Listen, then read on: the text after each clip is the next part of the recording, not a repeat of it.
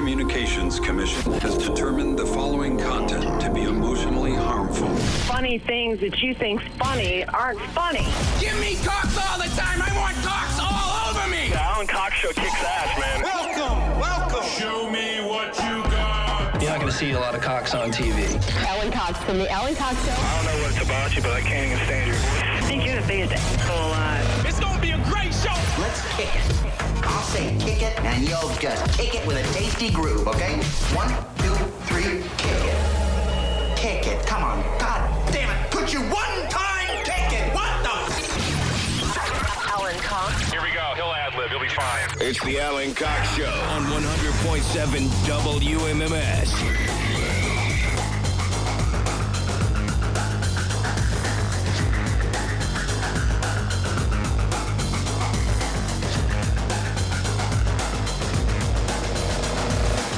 Hey, what's going on, gang? Good afternoon. Hi there. Welcome, greetings, brothers and sisters, misses and misters. Thanks for being here. My name is Alan Cox. You just heard it, but I'll say it again. Why not? Say hi to Bill Squire. He's right over there. Hey, creepy hugs, everyone. Thanks for listening to and watching this episode of the Alan Cox Show. Don't forget to like, subscribe, and share a cold one with the boys. I heard Mary Santora, but I don't know if she can hear us. She's got an engineer on her end. I just heard her. For some reason, I don't think she hears us. Poundcake's back in Studio G. Afternoon, white people. You can hear me. I can. Very exciting. Mary, you can't hear us out there? Cool. Well, I'll just keep her. She's in Los Angeles, where she described a team of engineers that they have out there. I guess they couldn't figure it out on that end, because we don't have an engineer here. Oh. I just dial her up, and then I'll figure it out. And I guess out there, because we heard there was a girl working in that studio a few minutes ago, girl stumbling her way through the traffic. And She was screaming. Yeah. Screaming. Well, they got a lot more traffic out there in L.A. She's she's on a station out there that a friend of mine works for. And do we Hello? hear? Hey, do you hear us now? Hey, I hear you now. Yes, I don't know what the issue was. I don't either, but welcome. We're here. There's we Mary, made it. Los Angeles. I was just talking about how I was able to hear the girl who was using that studio before you. Yeah. And boy, was she excited about the traffic and the weather and all of it. Yeah, all taken care of out there now. No worries. Thank you. Somebody just had to push a button. Yeah. He just came in. He just came in very, very frantic. But frantic because we couldn't hear you? Or he's probably got other things going on. I'm sure he's doing 100 things. Like, yeah, he's the in-house guy. You know? Yeah, but you said they have a team of engineers. Well, I've only met this iHeart guy. Los Angeles. I see. I would assume they have more than one, or maybe he is the only one. I would certainly assume that they have more than one. They've got.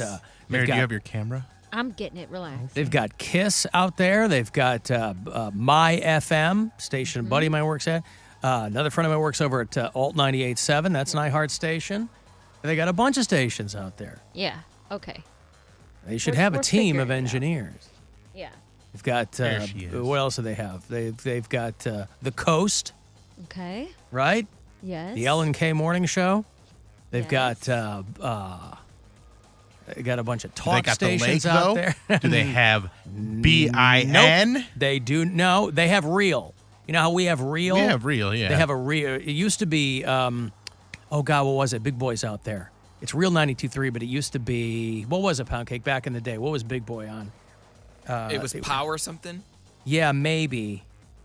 Right. Like, for some reason, we only get, like, two names. It's either, like, Power or Real something. So I think it was, like, Power 105 or well, no, it was 92.3, whatever it was. Because 30 years ago when I was out there, I did some work for 92.3 back then, and it was called Party. It was Party 92. So who cares? Whatever.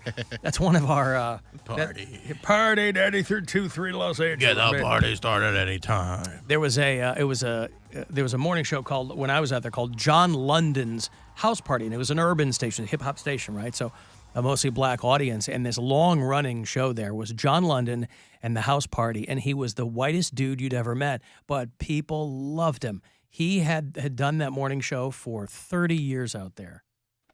And then they got Big Boy back in the day, and, it was KKBT when I was out there. It was 92.3 The Beat is what it was. Yeah, it was okay. The Yeah, Beat. they had that too, yep.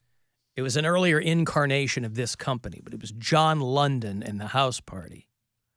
And he did really well out there up against guys like Rick Dees and Mark and Brian were like the big rock show out there for a long, long time. And, of course, John London wasn't his real name, and he died 20 years ago. Yeah, his fan shot him, right? John London outside of his apartment. You're thinking of John Lennon, Mary. Oh. John Lennon, who, of course, was in a very, very popular band called Poundcake? The Beatles. The Beatles. Correct. Indeed. That's right. Anyway, it's all good. I was reading this morning a fantastic article. Science marches on. And I get so excited when I read about things that they always say they're just around the corner, right? Oh, the de-aging pill, just around the corner.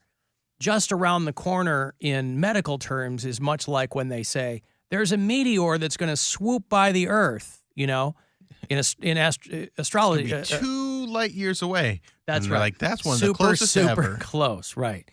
In astronomy terms, that's really close. So when they say this thing is right around the corner for people, I was reading about how we still have the gene in our body.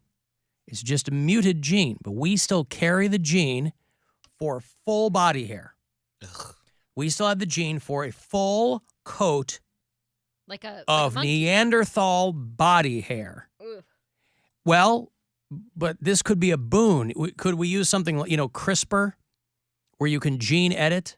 They've mapped the whole genome. Is there a situation which they could maybe unlock this for people who live in colder climates? Climate change will spare no one. Whether your part of the world gets really, really hot or your part of the world gets really, really cold. What if you could unlock the body fur gene? I don't even know what it's called. Ain't nobody got time for that. But what if we could unlock it? Wouldn't you want It's called the Dalian. The full... That's what it's called? Mm-hmm. The full... Italian gene. The full body fur? It'd be great. Can you imagine that? Think of the money you'd save on coats. You'd and be underwear. So sweaty though. Not if you were living in some sweaty all the time. You're living in gross. somewhere really cold. I don't mean if you're living in Zimbabwe, you unlock this gene, but I mean, we have less body hair than most mammals because it helps us with heat tolerance, right? There are places around the world that get really, really hot, and millions of years ago, the way that we were able to eat is because we were running animals into the ground because we could shed our heat pretty quickly. So we could keep running. They couldn't keep running. They would eventually overheat. And so that's how we were able to kill animals that otherwise would have been way too difficult because we were able to navigate our body heat, whereas an animal covered in fur cannot. They would just run until they passed out or died of heat exhaustion. Whereas, you've heard people talk about, can a person outrun a horse? Technically, yes, a person can outrun a horse. It's just that you start to do it after that horse gets exhaustion from the heat. So you'd have to run It takes a very long time. I don't know what the boiling point of a horse is. Do we know the boiling point of a horse? 8 degrees Celsius. 8 Celsius. That seems low. Wow. No, it's not. Well, I don't know anything about the boiling point of horses, but all I'm saying is if you have to... I know what song we play, though, once they start boiling. What do we play? Oh, Goodbye Horses. Goodbye Horses. There you go. Q Lazarus. Yeah. No, that's 46 degrees Fahrenheit, so that's not hot, but Mary's right, to a horse... Pretty hot. That's pretty hot pretty horse. hot, You got to get high on your horse, hot on your horse. So somebody tell me somebody in our audience, people far smarter than I am, somebody will tell me the boiling point of a horse. But in the meantime, if we could unlock this full body fur, people are discovering new kinks all the time. Full body fur gene. Let's get the Grisper people on that, and because it's still in us. It just needs to be unleashed to its full potential. Could greatly benefit the Inuit, for starters. I don't know. Something to think about. I got to take a break. I got money to give you. We're going to put somebody on Bill's Polar Blast team later on, Big Billy's Bottom Boys. You thought that this show was going downhill. Literally, next week at Boston Mills Brandywine. We're going to do it, and we're going to put somebody on Bill's team later on. So 2:30, listen for that next keyword to go fun to yourself. If you want to text for anything, 35192, and we'll be back. This is the Alan Cox Show. Everywhere on our free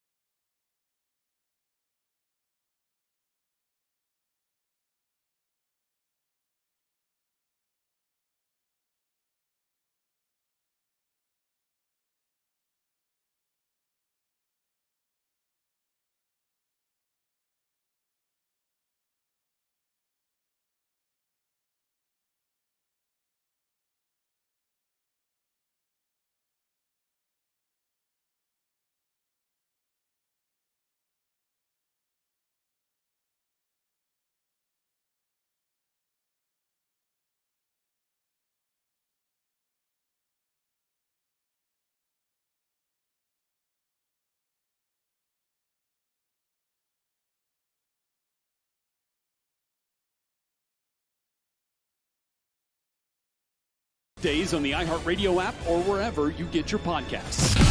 A lot of guys can tell you how dumb they are. He'd prefer to show you.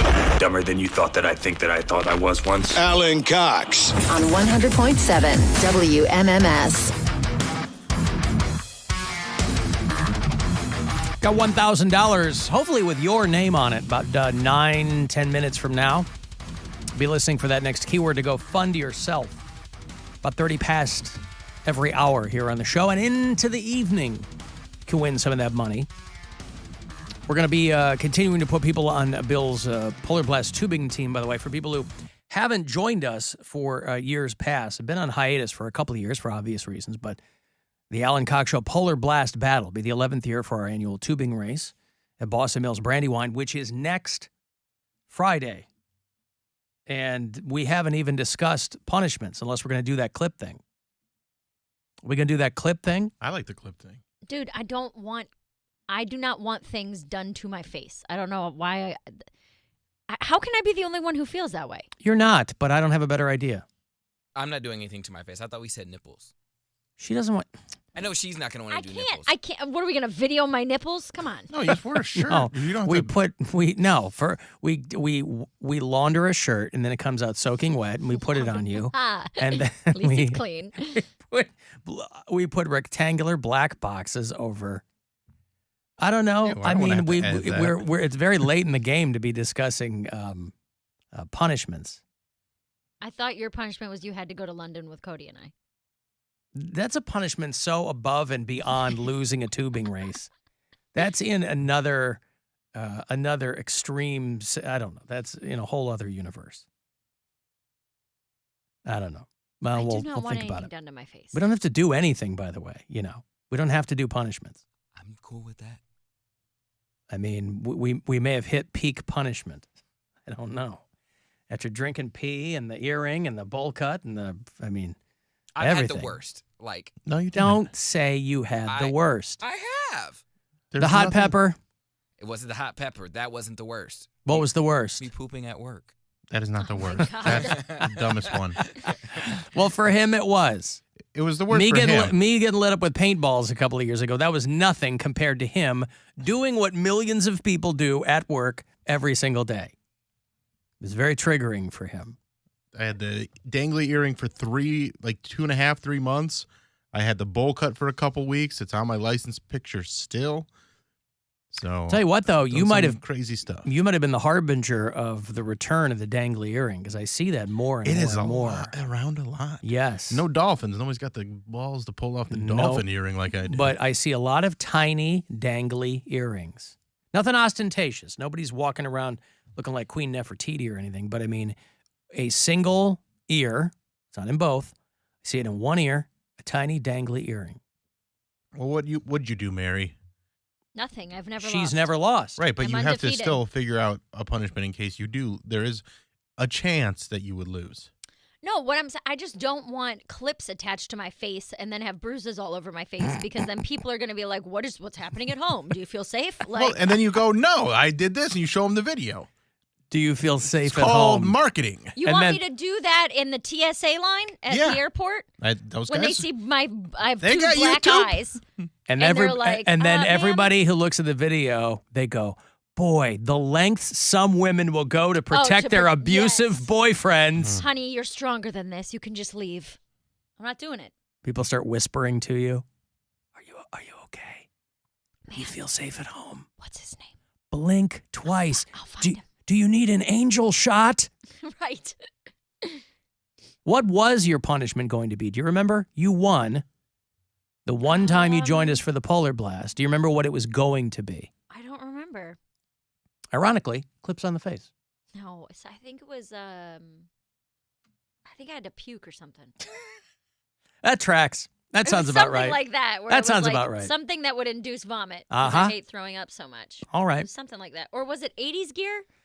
Don't remember. Those are really two opposite ends of the punishment spectrum. Hey, a day-glow jacket or self-induced vomiting. Yeah, it's like a week of dressing in 80s clothes or something. Well, maybe Something that's like what it everywhere was. I went, I had to dress like that. with like the full-blown teased hair Yep. and leggings and like the Like you're in the movie Valley Girl. Yeah. All right. You would hate that just because then you'd have to get ready every time you went out. Dude, I hate getting ready. I was explaining that to Nicole, the girl I'm staying with out here. Like, we got home from our shows last night, and I was like, dude, the only reason I hate wearing makeup is because I hate taking it off. Like, just the whole process of it. I mean, it takes 5, maybe 10 minutes if I'm going slow. So but it's just such a pain in the ass. Her girl Whitney Cummings is in that new TV show. Yeah. That Accused show. It's very good. That's like a dramatic role for her, right? Yeah. Good for her. It is. Every episode is like self-contained about a person who's been accused of something. So it's like, Law and Order. It's like part cops, part lawyers. This show's got no cops in it. It's just like how the people, what they're accused of, how the story plays out. It's pretty wild. So this one is just about friends of Whitney's? Well, the first one is Michael Chiklis as a dad who's accused of killing someone. But it's they have different people every episode, and so far it's cool. What's it on? I think it's on ABC. I just watch it on Hulu. All right. It just streams the next day, but I'm pretty sure it's an ABC network show called Accused. But she's in all the promotional materials for it, and I don't remember her in the first episode. But anyway, Cavaliers lose last night by 1 bucket in New York to the Knicks. Such a bummer. 105-103. Kevin Love played for a total of 12 minutes last night. Chetty Osman not in there much either. And Donovan Mitchell, I think, is still nursing a groin problem or something. He played. Down the stretch, they were not calling any fouls. And he got kind of clobbered a few times down the court. And, can't complain about that. You got to find other ways to win. Because it's not like they were calling him on the Cavs either. It was just kind of a rough game, and the Cavs didn't get that last bucket. They got real close. Well, they will get another crack at the Houston Rockets tonight at 7:30. Rockets are, I think, the worst team in basketball right now. Who are they playing next Tuesday when we're all going? On the 31st, they are playing the Heat. That's right. The Miami Heat. We have our annual iHeart staff basketball game this coming Tuesday night. And it's going to be Chris Bosh and the Miami Heat against J.R. Smith and the Cleveland Cavaliers. Is it a suite, or are we like just hanging out in Loudville? We are in seats. Not in a suite. Okay. Nope. Well, if it's the same as last year. No, because there's a lot of us. Well, the seats are, I think, in Loudville. Over Loudville by seats. The Budweiser standing area. That was I my think. question. Is this like a company, here's some food and frolic, or is this Nope. just a come say hi and go sit down somewhere? Okay. Got it. Yeah, but everybody It's usually fun, just though. hangs Yeah. out. We just go to the bar. For sure. At halftime, I go to the bar. Everybody's over there anyway. But, yeah, it's fun. You know, a little chance to get out of the office, man. Just hang out with people and talk. Yeah, wear your jeans. Hey, bro. man, look at this. I'm wearing casual shoes. Cavs Rockets, tomorrow night, 8 p.m. here on WMMS. I heard Wait, tomorrow night or tonight? Tomorrow night. Okay, you said tonight first time. Oh, I did. I'm sorry. Cavs Rockets, tomorrow night. Cavs have tonight off. We were running a commercial there for the first professional outdoor hockey game in the city of Cleveland, and I thought we'd been doing this for a while. They've done some college games. This is the first professional game. It's Monsters against the Wilkes-Barre Penguins. Where? Over at First Energy. Outdoor hockey is so fun, huh? They turned that field into ice? Oh yeah, yeah. NHL's been doing it for like 20 years. Like we saw we saw Blackhawks Red Wings at Wrigley Field, and yeah, that can't be good for the grass. They don't put it on the grass. No, they put it on a thing and then they freeze it up. Yeah. But it's a lot of fun. Outdoor classic games are great. I just thought that we had been doing it for a while. Let's not just skate by this. She thought they froze water on the turf. I didn't know what they did. I mean, it's an outdoor venue. I figured, in an arena, they have all the proper tools and things there, or the floor moves or something. I didn't know how. Yeah, they don't. I mean, at the Romo Fijo, they don't just freeze water on the basketball floor. I knew that, but I figured that Wood's all warped. arena was set up for however they make ice. Yeah.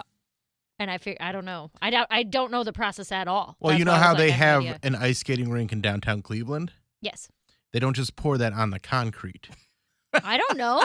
They put like a Yes, layer you down. do. You know that they don't pour water on the concrete and then freeze it. How would it make stay an frozen? Ice skating rink? I don't know. That would destroy the concrete and the water wouldn't stay.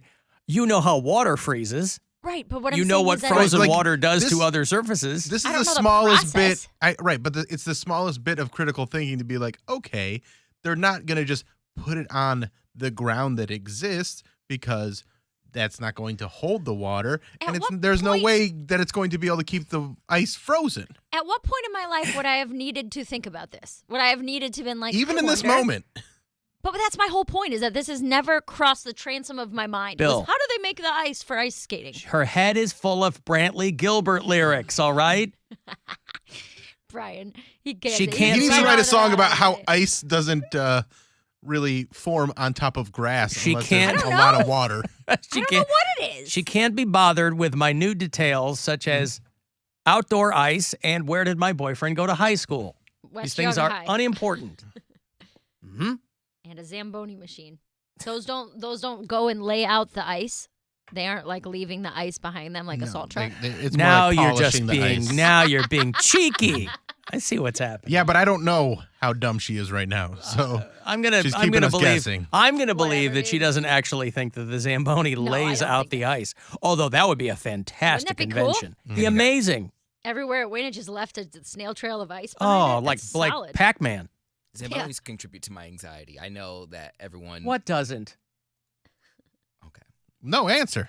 No, I'm. What doesn't make you anxious? Well, I want to hear why a Zamboni makes them anxious. This is something that he doesn't encounter. There's in a his couple of everyday life. right. They're not coming down the street. Because that was like a thing as a kid, like whenever you go to like a hockey game, which I didn't, but like when I saw on TV. But they like, go 2 miles an hour. How you worried it's going to run you over? Like I fall off and then it can't stop in time because it's on ice. You've But never you been would, on one. but you I would know, fall off the back or the side. You wouldn't fall in front of it. It's not like a steamroller where you. It's just a very tall machine. Yeah. You can just get sucked under. I don't think you can just get sucked under. You ever heard of a Zamboni death? Just because I haven't heard about it doesn't mean it doesn't exist. It's true. I can't argue with that. Well, anyway, I think that you'd be well within your rights and your mental health to check that off your anxiety list, because I think the chances of that happening are probably nil. Yeah, that's not exactly a situation you got to worry about. You know, I've gone to a couple Monsters games, and I still have no interest in riding the Zamboni, but it's still pretty cool. It's so fun. Did they offer you, hey, want to ride the Zamboni? No, that's reserved for like little kids. No, I've ridden the Zamboni before. You ask them, hey, can I ride the Zamboni? No, I'm not going to ask And they'll that. tell you that's for little kids. Like, I don't care. Let me ride the Zamboni. I want to lay down that ice behind me. Like, That's how you guys do this, right? This kid's kind of touched. This dude's touched. Let him ride the Zamboni. Yes, just get a helmet with ear laps. And I got to give you some money here. It is $1,000 to go fund yourself. Good luck. The Buzzard wants you to go fund yourself and score $1,000. Enter the nationwide keyword money at WMMS.com. That's money. Enter it now at WMMS.com. And good luck from Buzzard Radio. Well, thank Christ. Our long national nightmare is over. Terry Francona's stolen scooter was found by Cleveland police. Woo. I thought that he was zipping around on like a bird scooter. No. That's why I Got couldn't like a figure little- out why was this outside. Yeah, it's like a little Vespa. Yeah. I didn't realize that. I thought he was zipping around. I've never seen the guy riding around downtown. And so now I kind of understand why people were making a bigger deal out of it. They're still keeping it. I haven't seen any information as to who stole the scooter, just that he came out and it was gone. But I was picturing him like, on a bird scooter. I'm like, why don't you just put it in your apartment or wherever he lives down here? Well, he was at Guards Fest, Mm. and it was at the convention center, and it was just parked out front of there. And, you'd think there'd be enough security to keep it from getting stolen, but guess not. Welcome to Cleveland. Yep. He's been here for 10 a years. He long knows. time, yeah. He was getting too comfortable. Sometimes people get too comfortable in a place, and then they forget that Don't keep things their head get on the snatched. swivel. That's right. So I don't know how they determined where it was. He spends the offseason in Arizona, and he was here, like Bill said, for Guards Fest, and noticed that the scooter was missing. Remember that Terry Francona bobblehead that they gave us? it was him on the scooter. Mm-hmm. I had to be reminded of that. Somebody said, no, dummy, it's not a bird scooter. I go, all right, well, all I see downtown are scooters. That was the one I had on the brain. I didn't realize he was zipping around a La Vespa. Obviously, that's not something you would put in your apartment. You'd park it downtown. But I don't know how they located the thing. We'll track down Simpson with your vehicle's anti-theft system. Car gone. Car gone. Yeah, we know that. Where has it gone to? Car gone. Car gone. Car gone. That's how they found it. Oh. Hey, Chief, this yokel says that he saw. All right, arrest him. Car gone. My husband's gone insane. Over. Oh, I'm glad that's over. Uh-huh. He damaged his scooter when a team employee crashed into it a few years ago. But he got his scooter back. I don't know if it is in a state of disrepair, though. Boy, that would really suck. Well, I don't know if there was a ransom note. I think, if there's one person, he probably has insurance on it for the one thing. And I think Tito's doing pretty good that he's got a little bit of scooter money. I think probably, he got a little bit of scooter money. I think so, too. He's probably doing just fine. He calls his scooter the Hog. And if you've ever seen him on it, you can understand because it's got to be, it's got to be at least 5 cc's of power in that engine. So, but it would be fun to zip around on that, right? It's convenient, especially because if you live downtown and you're not really venturing out of the city much, then it's perfect, especially to go on game day from his apartment to the field. I guess so, yeah. Well, good for him. Anyway, all's well that ends well. He's got his scooter back. And I can only assume his groove. Alan Cox Show After Hours line for people who want to leave us messages. You can do it anytime. That number is 216-986-8903. Alan, hello. I love your show. It makes me laugh a lot. Like that Axl Rose, I'm at a funeral bit. Literally, I've probably laughed 10 times at it since yesterday, and I'm glad you made it a promo. I keep you guys near and dear to my heart, and when I mean that, I put my phone in my pocket and put it on speaker so I can hear you. And another thing, when you say feast or famine, I'm pretty smart, except not with English and words and stuff. Math and science, I'm really smart. But it took me like a week, years ago when I first heard it. Feast or famine. I was like, feaster? Is it Easter, feaster, and then feast or famine? I eventually got it. And here we are. Thank you. And here we are. Thank you. I like when people share their voluntarily share their dumb moments like that. I appreciate it. The hell is a feast or famine? This dummy is trying to say Easter on the radio, and he's putting an F on front of it. Oh, feast or famine. And what the hell is an Easter famine? Poundcake. Well, thank you for keeping us near and dear to your hearts. Your brow is scrunching. My brow's scrunching? You were just looking at that like you just learned something. No, I know what it is. Okay. I think he was confused. That guy was confused. Feaster is the stuff you put down to turn grass into ice. No, I... Hey, it's not in the city budget, those big bags of Feaster. Somebody stole those, and I saw somebody riding away on a scooter with them on their back. That's why they had to cancel the game, and there was a Feaster famine. Yeah. Told ya.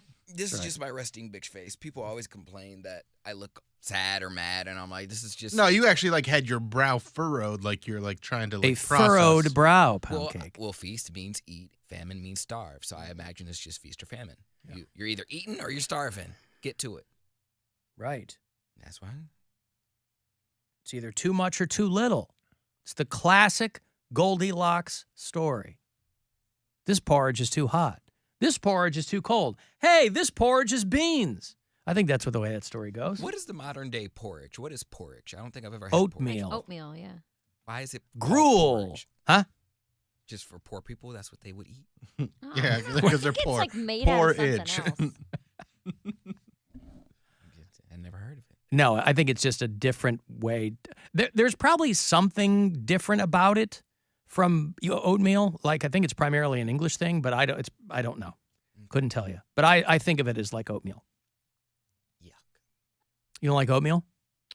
Porridge is a mixture of any grain, cereal, or legume. Okay, because I used Oatmeal to love... is made from oats. I used to love like cream of wheat when I was a kid, and now I couldn't imagine eating that. Really? Yeah. All right. Well, you need a deft hand for cream of wheat because you make it too clumpy. It's no fun. Make it too runny.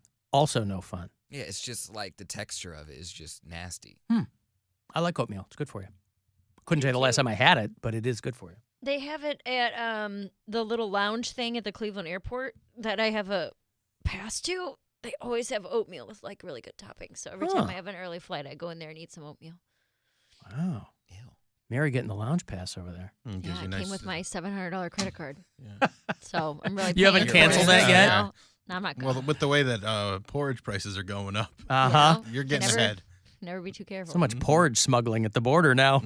My pants are full of mashed legumes and starches. Somebody help. I got a break. If you want to text 35192 to do that, AlanCoxShow.com is where you can watch and listen wherever on the iHeartRadio app. The Alan Cox Show on 100.7 WMMS.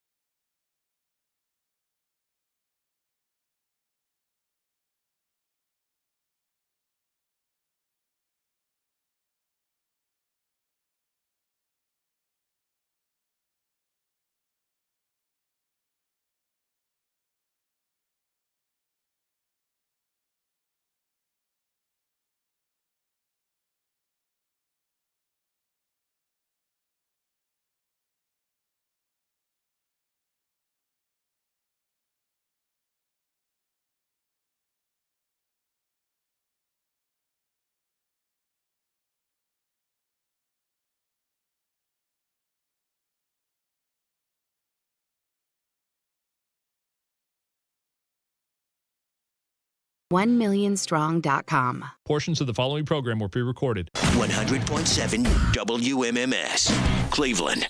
Call the Alan Cox Show. Thanks for turning me on and allowing me to spend this time with you. I hope I can turn you on. 216-578-1007 or 1-800-348-1007. No bitches. No bitches. No money. No money.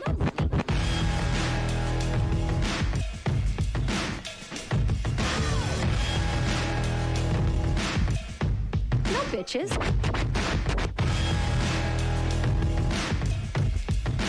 Greatest generation of music. No bitches. No money. Greatest generation of music. Because he would just use his little shoulders and dance and he'd go, see, Mary? No bitches. No money. It's just love. Every time. No bitches. No money. And so everyone says, bitches. Yeah. But no bitches. No money. Money. No bitches, no money. Still, one of the top songs streamed last year, 2022. 4 million streams of that song, which I believe netted Mary Santora $5. It was very $8. It's a very lucrative year. No bitches, no money. I thought of that song because they did this thing where they asked people how long they could go with no phone and no TV.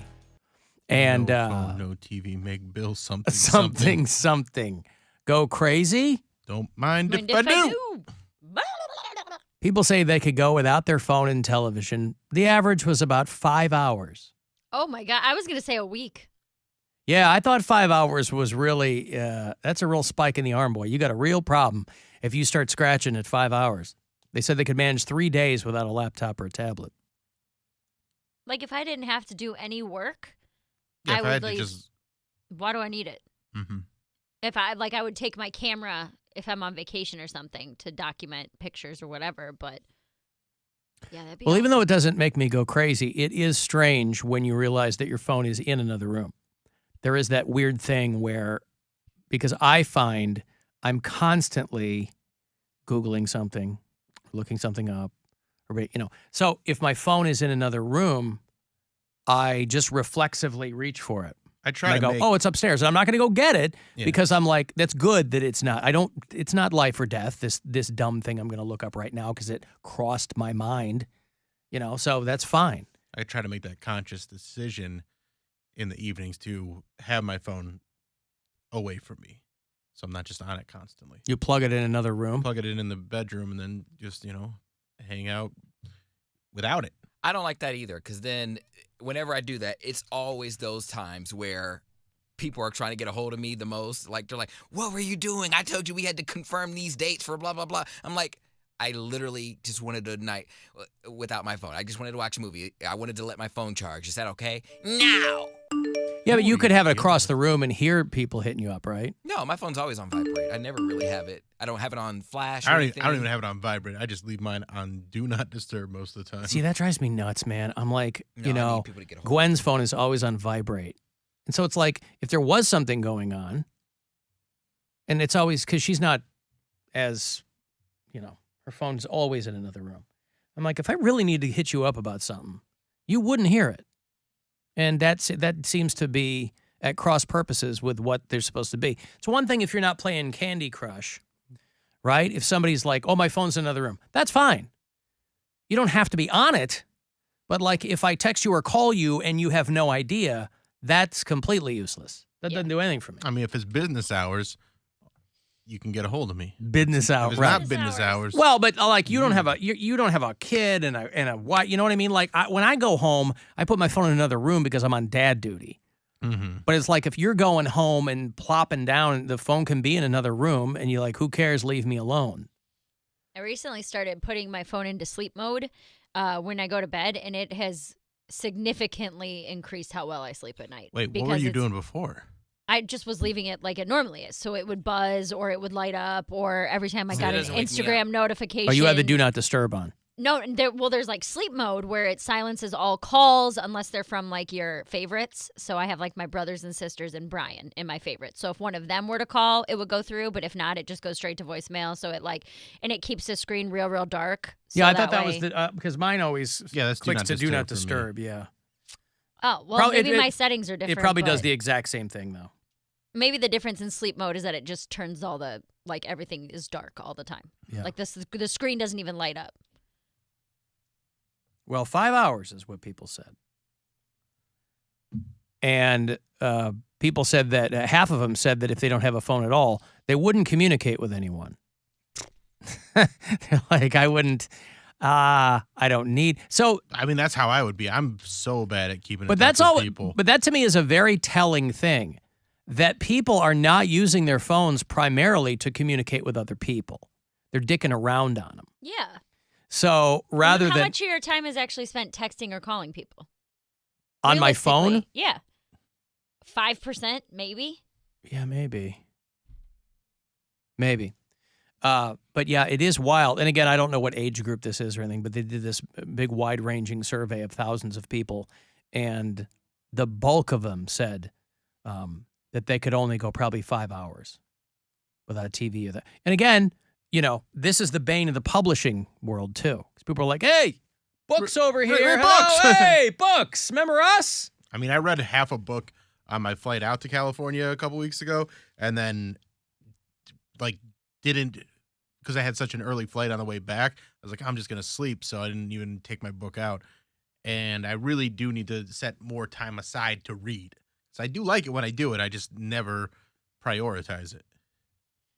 Well, somebody was also talking about something that was a blurb on CNN or something about they have to give every random collection of behaviors a name now, and they call it revenge sleep procrastination, which is when people go to bed, they know they should go to sleep, but they spend another 2 hours on the phone. I do this. In a I'm way, very bad they're at telling this. their brain, I'm in bed now, but I know I should go to sleep because I'm tired. But I'm not going to do that. I'm going to kick that can down the road. I'm going to lie here on my phone. What is it when you do that in the morning? Because that's what I do. I scroll. I don't know, but it just if you do it at night, it just destroys your eyes. Yeah. Just for that reason alone, it's not good. Like your eyes get blurry and it's not good. I do that pretty much every night. And Brian gives me crap about it because Brian will fall asleep on the couch every single night. He'll gets home, watches TV, falls asleep on the couch, and then comes into bed. And I'll be like, come into bed with me, blah, blah, blah. And he's like, you're just doing the exact same thing I am. You're just scrolling on your phone until you fall asleep, but you're just in the bed. That's the only difference. We're doing the same thing, just in different rooms, you know? Do you do it to make yourself tired? No. Like, I'll start to get tired on the couch. Say it's 10:30 or 11. I'm like, all right, I'm going to bed. And then the walk from the couch to the bed Wakes you up. wakes me up enough to be on my phone for another hour. That is a weird seriously. phenomenon where you lie there and you go, God, I'm so tired. I'm going to go to bed. And then you walk to bed and you're like, well, I'm awake now. And Seriously. I should have just slept on the couch, but you can't do that every night. Brian falls asleep on the couch every single night. Right, but he Every doesn't single sleep night. there. He will sleep there until 1 a.m, and then he'll come to bed after that. Yeah. Well, couches are comfy. Dude, I told him, I'm like, you're going to ruin this couch. Couches are not meant for sleeping. They're meant for sitting. They're not meant to be laid on for 6 hours at a time. Yeah, but sleeping on your couch is just like multiple people sitting on it. But not for 6 hours. No one is sitting on your couch for 6 hours at a time. Some company, they Every don't want to day. leave. Some people do not want to leave. They're not getting nonverbal cues. The fact that we ran out of booze doesn't dissuade them. They are hanging around. Well, then look at the bright side. You'll end up purchasing a new couch. We just bought this couch. We've had this couch a year. It's time for a new couch. Time for a It new is not couch. time for a new couch. That new It's a couch? sleep. This is the sleeping couch. You need a sitting couch. You didn't He's know like- that that's what it was going to be, but Well, because I do not like televisions in the bedroom. So when Yeah. I moved in, I took the TV out of the bedroom, and he was like, well, I would be sleeping in the bed every night, falling asleep to TV, but you took the TV out of the bedroom. So I have to fall asleep on the couch because that's just how he falls asleep is to, whatever background noise on the TV. When does he get to do what he likes to do? What do you, every night when he falls asleep to TV. Yeah, but he would prefer to do it in the bedroom. he likes to live, he likes to laugh, and he likes to love. Correct. Likes And to lay nobody's on the going to tell couch. that. Nobody's going to tell and lie. Live, laugh, love, lie. Parenthetically on the couch. On the couch. And nobody's going to tell him that he's got to do it any other way. Ain't nobody. Nobody gonna tell me. Lie. So, and you're one of those people who's like, television, the bedroom is a sacred space, and it Not even that it's a shouldn't be sacred sullied space. by a television. But yeah, kind of. I mean, you should be in there to sleep or to have sex. Or Those to are the have two- sex. Those are the 2 points of a bedroom. Why not And have it- sex on the couch? I like watching Because other movies people in sit bed on the sometimes. couch. How many people are coming over and sitting on your couch? Dude, people are in my house all the time. My Really? mom and my sister's drive. Today, Brian called me, and he's off work for all the snow and everything you guys are supposed to be getting. And he calls me and he goes, "Hey, just a quick question. Did you send your sister and your mom to check up on me?" And I was like, "No, why?" He's like, "Are you sure?" And I was like, "Yeah." He's like, "Do you think I'm cheating on you?" I was like, "No, like what happened?" And I guess my mom and my sister drove past the house, and his friend is over, and they called Brian, and they were like, "Hey, there's some guy outside your house, and his truck is parked in your driveway." And Brian's like, "Yeah, I'm home. Why are you guys just driving by my house?" And he's like, "Are you sure you're not having them check up on me while you're out of town?" I was like, "I swear on my life, I did not talk to them." Uh-huh. And I called my sister. I was like, "Hey, what the hell are you doing? Like, why are you being a creep?" Hey, psychos, maybe we'll take the long way around. Well, we don't even live in the same city. There's a sledding hill that we live by called Devil's Hill on Barrett Road in Berea. It's a great sledding hill. And they were like, we went over to Devil's Hill to see if there was any snow on it. And then, my niece wanted to see where my dad grew up, and my dad grew up a street over from us. So they drove by my grandma's house, and then they're like, "Oh, well, we'll pretty just drive by convenient. Mary's." Oh, Mary lives Yeah. one street over. But they know you're not there. Let's double They know back. I'm not there. Yeah. But they just drove by our house and they saw Brian's friend's truck. And then my sister called Brian and was like, "Hey, I think there's a dude at your house." And he's like, "Yeah, I'm home. It's my friend." Like, that's what's happening. Mary, I think Brian's cheating on you with a dude with a truck. He's got long hair. Maybe he likes that. Why did you Smoke tell cigarettes. me that you were gay? Yeah, right. Did they sing it when they called? Was it a weird... Why didn't you tell me that you were gay?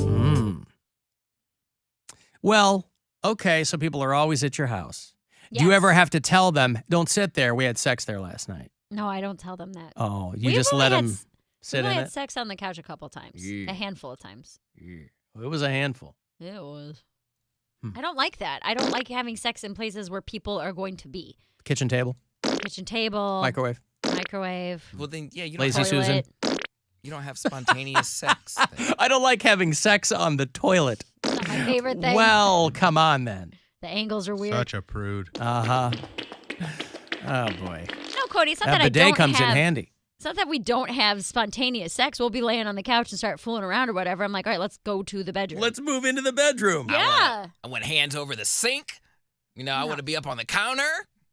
Put me up on the ceiling upside down if you can. This guy talks a big game, but he ain't doing anything either. Can't even. Yeah. He hasn't even installed that bidet. Think of the toilet sex fun you could be having with that bidet, I agree. right? I agree. Get that up there. Take care of it.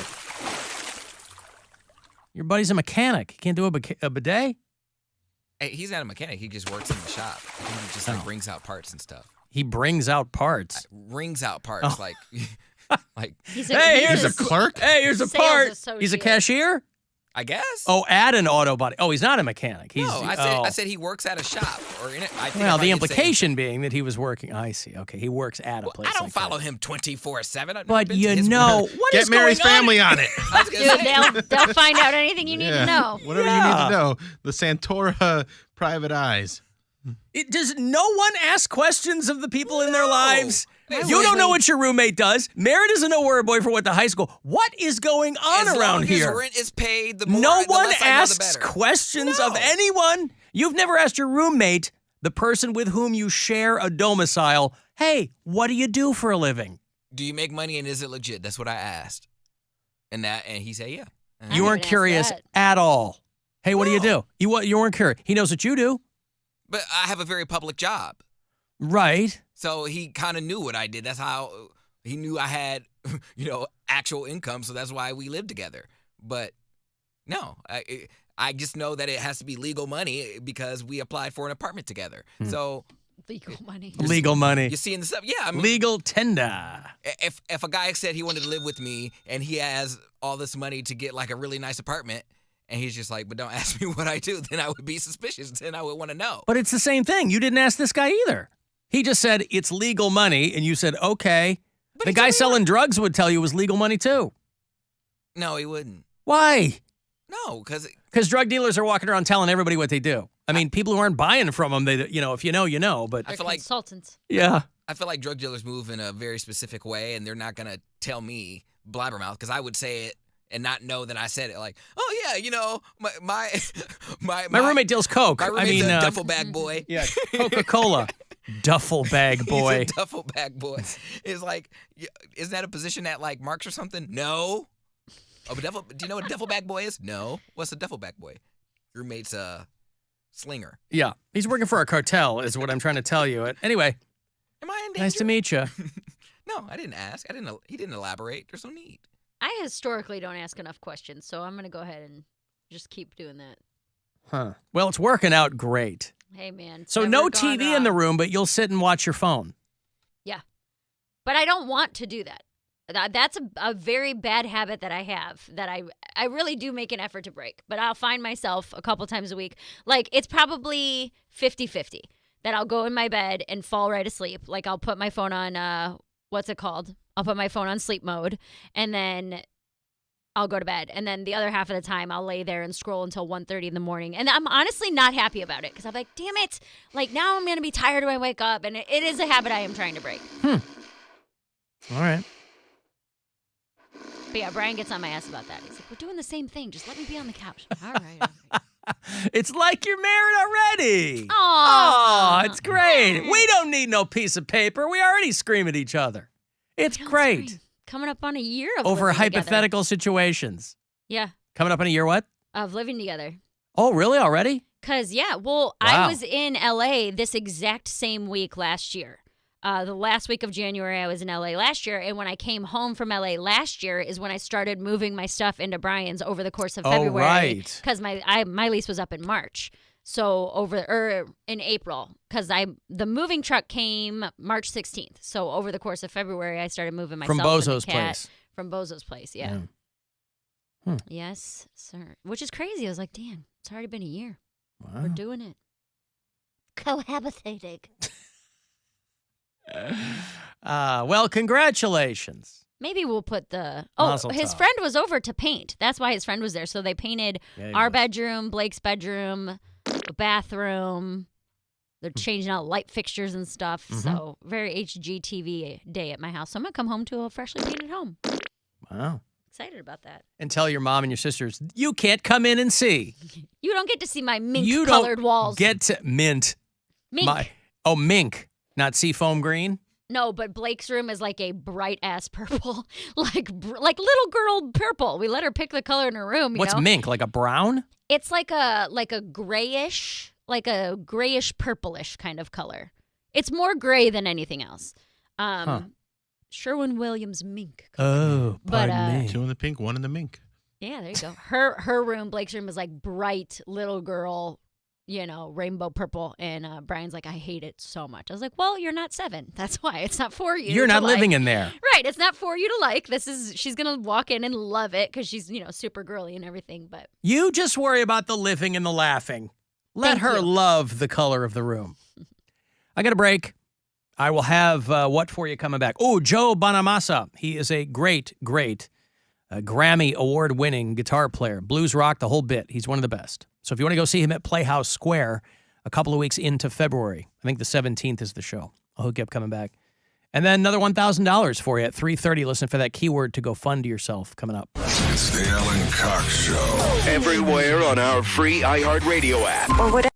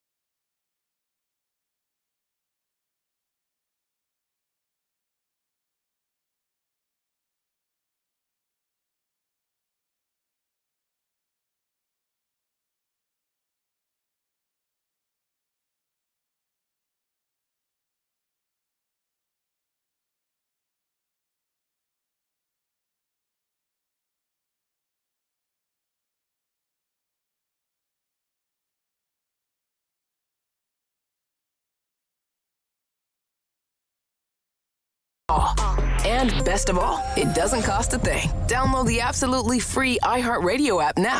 His name is Alan, and he's giving stuff away. All right, I want to go see 3-time Grammy-nominated blues rock great Joe Bonamassa. He's doing Playhouse Square just down the road here on Friday night, February the 17th. Go to playhousesquare.org for the details. He's great live. Joe Bonamassa. Want to go? Be caller 10. Simple enough. 216-578-1007 or 800-348-1007. The Alan Cox Show. Podcast anytime on our iHeartRadio app. Ooh, what's a podcast? Like a TV show, but without the pictures. Baby, that's called radio. What you're describing is radio. And live on the radio weekday afternoons. On 100.7 WMMS.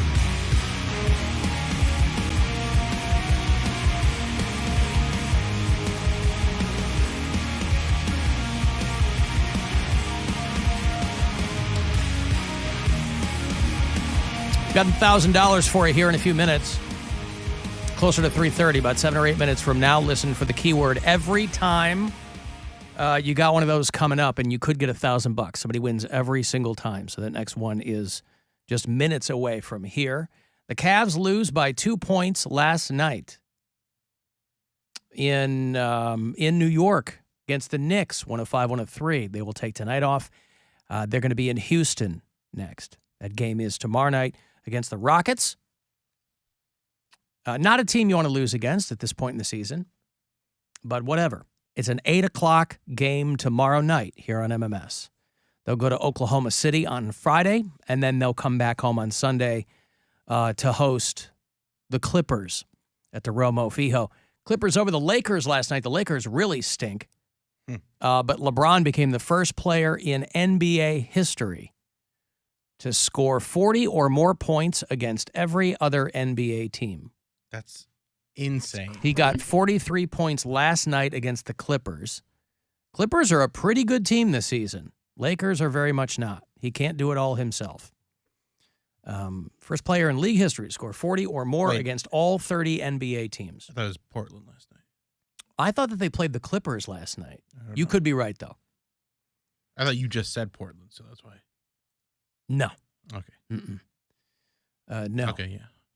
Clippers are a good team. Lakers are not. That's true. And they don't know yet where his kid is going to go to college. I guess there's a lot of hoops you got to jump through if you want to talk to Bronny James. You got to call, because usually a college would just call a kid and go, "We'd like to talk to you about coming to our school."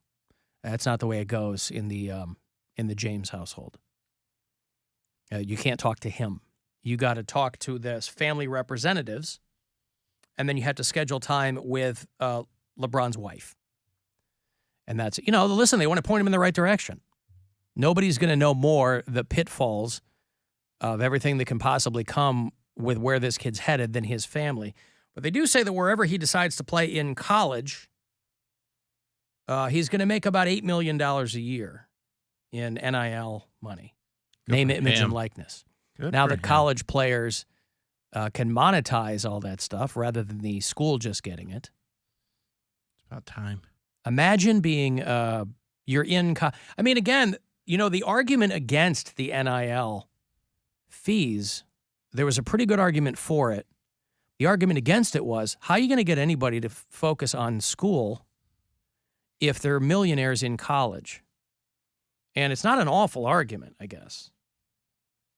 But but I don't see what that's just teaching kids okay, you have money now, but knowledge is good too. So I think that just comes down to teaching kids how to appreciate both. Yeah. Well, the top 3 schools reportedly that Bronny James is focused on is Oregon, USC, and Ohio State. Of course, world-renowned basketball college, Ohio State University. But, his dad is, from what I hear, from Ohio. I don't know where. But, he's just a kid from Akron. LeBron is? Yeah. Isn't that guy almost 40? Yeah, but he's still just a kid. Oh. Like Gwen Stefani was just a girl. I didn't believe her. In this world. And I don't believe him. Yeah, so anyway, there you go. About $8 million, depending on where he goes. And I can't imagine it would vary much. Doesn't really matter where he goes, does it? No. He's going to have his name, his image, and his likeness no matter where he goes. But you have to wonder if that's part of the negotiating process with colleges. Because do colleges get a cut? Yeah, they get the first part of it. Is that what it is? They get the TV deals and all, the money. Yeah. That's what that is? Well, I mean, they don't get, I don't know exactly how it works out, but colleges are making plenty of money off these kids. Right. So the NIL deals, I think, go off of like jersey sales maybe, and like they can get endorsements, things like that. But yeah, I mean, kids who are able to, as somebody points out, they're just going to follow the money. And you can't blame anybody. Again, Bronny James didn't grow up poor. But again, if they're like, that's what you're going to do in the pros. That's what adults do in regular jobs. And there's plenty of... You go where the money is. Right. There's plenty of professional players that still go back and get their degree after they get drafted and stuff like that. And there's some that don't. But how many people that started successful businesses dropped out of college?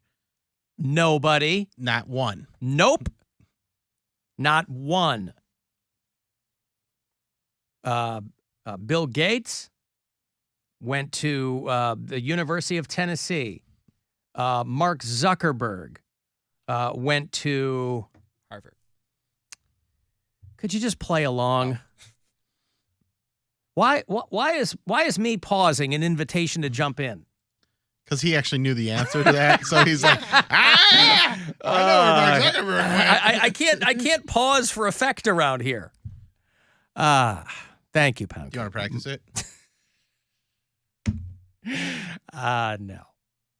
So, congratulations to Bronny James Dio for whatever college he goes to. Mark Zuckerberg, Bill, famously went to the University of Wisconsin, Eau Claire.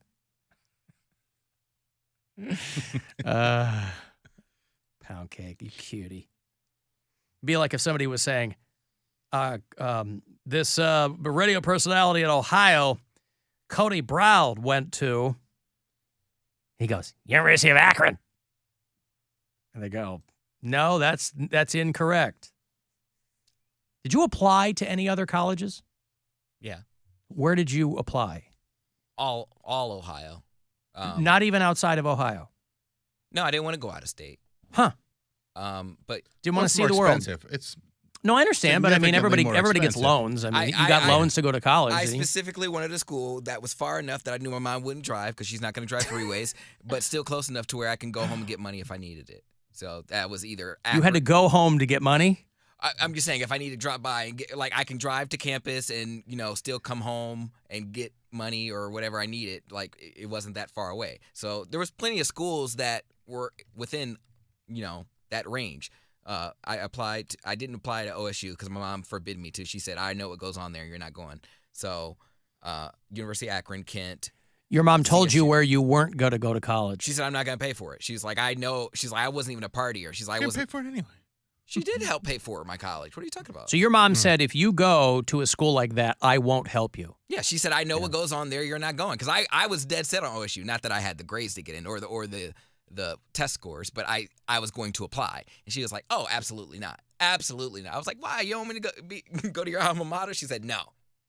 Oh, she went to Ohio State. Yeah, she went to Ohio State. Well, that's a little unfair, isn't it? She stayed in the Lincoln Towers, or I don't know if they're. She was basically telling you, I don't want you to have the experience I had. That's exactly what she said. She said, I was not a partier. She said, I did not partake in any of that. But she said, well, you showed her. She said, when you're there, you can't help it. She said, and you're going to go there and waste my money, and you're not going. She said, no, you're not. She's like, I know you. She's like, I know you, and you're not. She said, you're not disciplined enough to do that. She's like, I wasn't disciplined enough. And she's like, I thought I was plenty disciplined.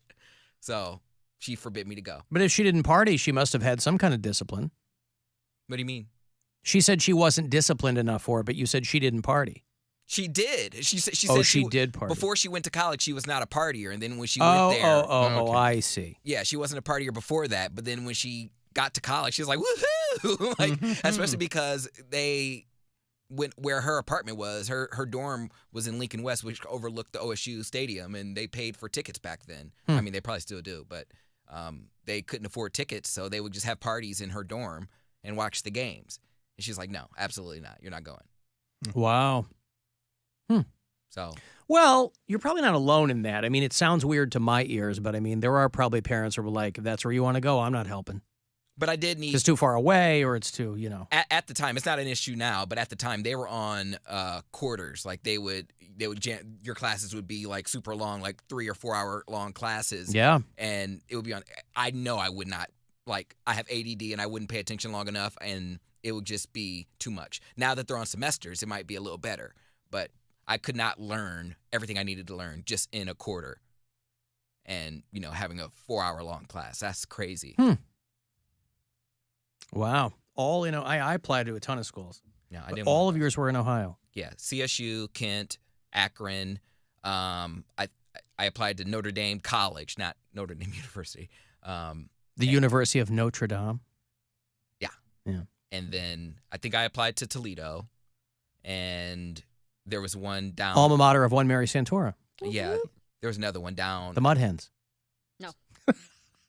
Was it the Rockets, or was it? Yes. Yeah. I applied to Mud Central Hens State. is the baseball team. Yeah. All right, hey, Lay, I need some money here. Maybe you need $1,000 to tell mom and dad, screw you, I got the last grand I need to go to the University of Southern California.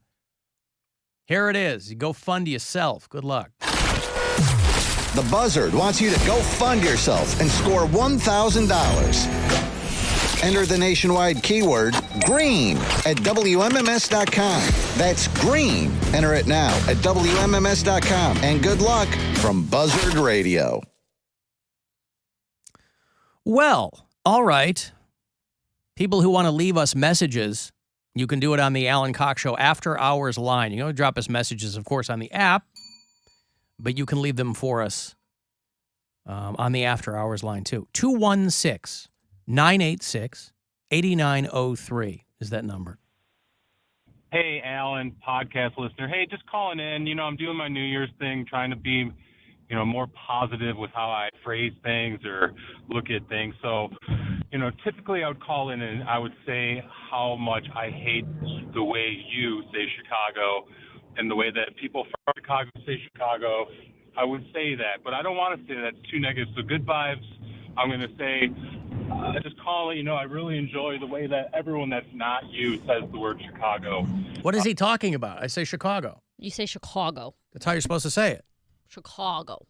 They say it in a tremendous fashion. Everyone except for you does a very great job. It's just good things that they do. So either way, hate the show. Seems like you're still mailing it in a little here. But either way, continue.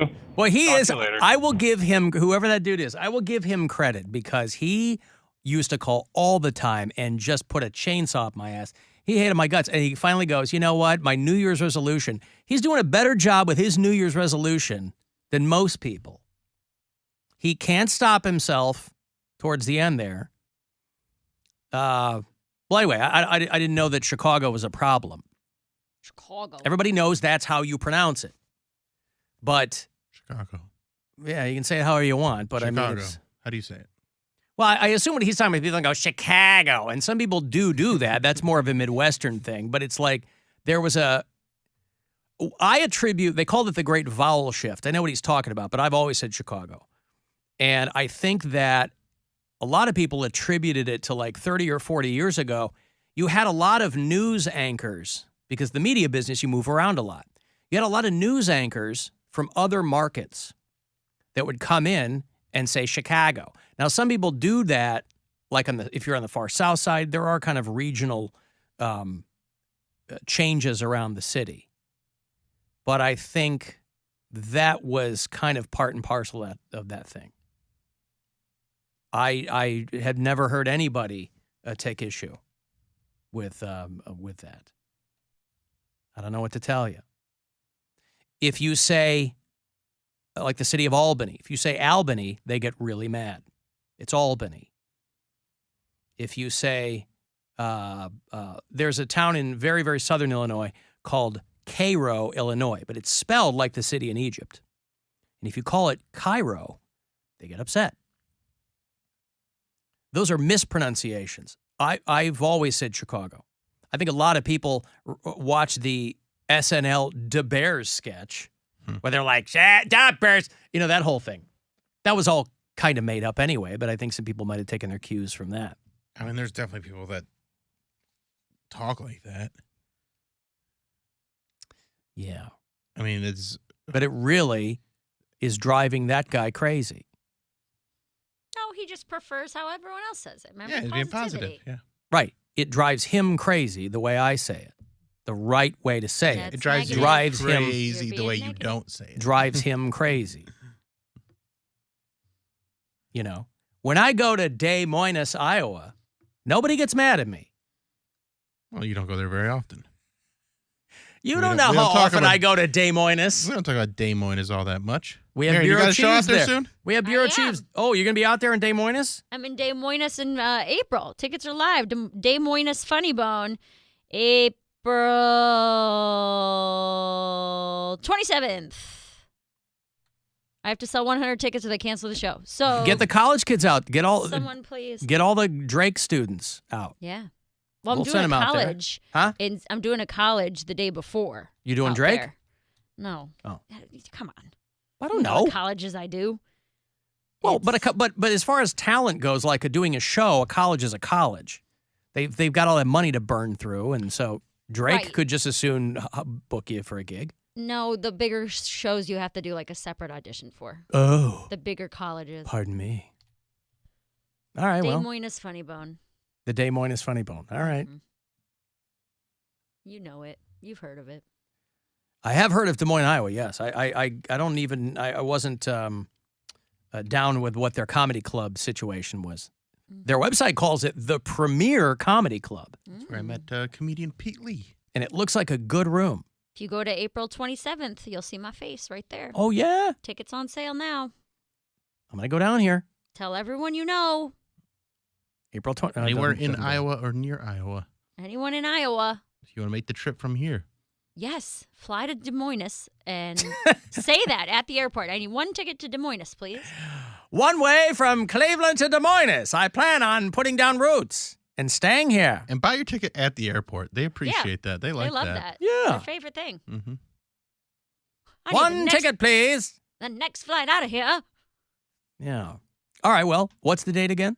April 27th. April 27th. Mary Santora at the Des Moines Funny Bone. Do you like your funny bone tickled? Well, there you go. It's also Take Your Kid to Work Day. So, just remember, bring your kid to Mary's show. Come on, bring them She all. loves kids. All ages. Yep, it's an all-ages show. They need to learn about dead parents at some point. I was going to say, they need to learn about death and all kinds of other important life lessons. And who better to teach you than Mary Lynn Santora? I've got to take a break. If you want to text, 35192. If you listen on the iHeartRadio app, you can leave us any kind of message there you like. The Alan Cox Show on 100.7 WMMS.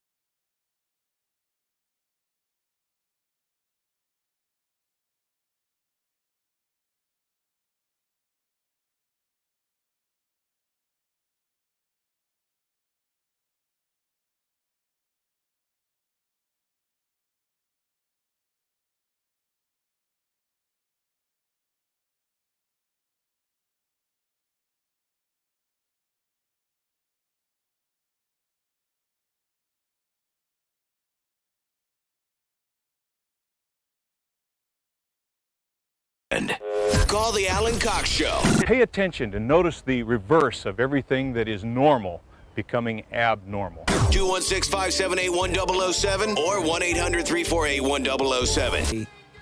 Whoever produced it did make every song sound exactly the same, production-wise. But if you're an Ozzy fan, you'll remember this. It was the last album with Jake E. Lee playing guitar before the Zakk Wylde administration. And that didn't work out. It was the first album with the late, great Randy Castillo behind the drums. But Ozzy had been in rehab, so Jake Lee wrote all the songs while he was gone. But it was a lot of turmoil for Ozzy. But that song is about nuclear war, because in the 80s, when the kind of the height of the Cold War, there were a lot of bands writing songs about mutually assured destruction, and everybody was freaking out about the threat of nuclear war. People hadn't, you had to be old enough to have remembered when that happened in the 50s and 60s. But I was reading about how they've moved the doomsday clock, which is largely symbolic, but there are people who have to attend to this thing. The Bulletin of the Atomic Scientists, or BAS, if you like, announced that they had moved the minute hand of the doomsday clock. This is, as the name implies, a symbol to show us how close we are to annihilation. And 90 seconds to midnight is, I think, the closest it's ever been, largely because of the war in Ukraine, because anytime Putin, I don't know, every other day he's like, yeah, I might just fire off some nukes, or, I don't know. So it understandably gets people a little worried. So they made a big show about the fact that they have moved the hands of the doomsday clock 90 seconds to midnight. The members of the Science and Security Board moved the hands of the doomsday clock forward, largely, though not exclusively, because of the mounting dangers in the war in Ukraine. We moved the clock forward the closest it has ever been to midnight. It is now 90 seconds to midnight. 90 seconds to midnight. What does that even mean? Well, it's a symbol of how close we are to destruction.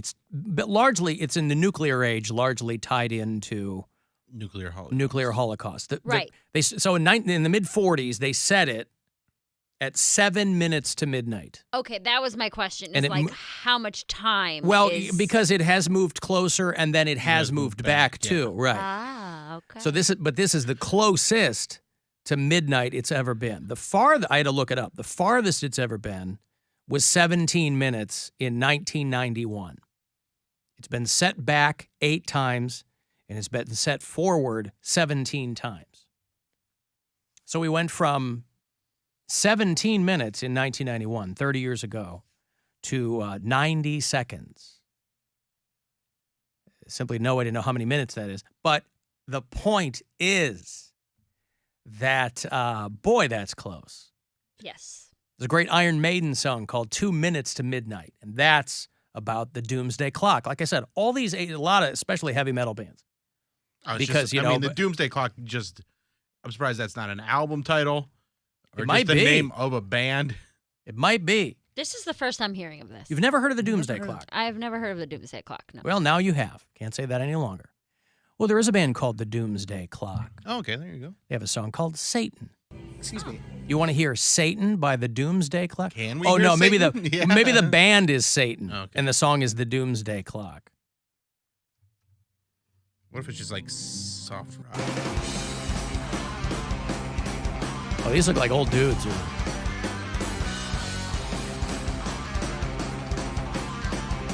I don't hate it. Doomsday Clock! Wait, hold on. Let me hear the guy. All right, well, there's a lot of... there you go. A lot of that. I think Satan is a band that was gone for a long time and then came back. That sounds like an old thrash band or something. I don't know. There is a band. There are a couple bands called Doomsday Clock. There's one in London. There's one in Pittsburgh, Pennsylvania. I got to tell you, I played in Doomsday Clock for a long time. And then they finally kick me out. They go, you can't be in Doomsday Clock no more. Who made this law? I gave you some of the best riffs of my life.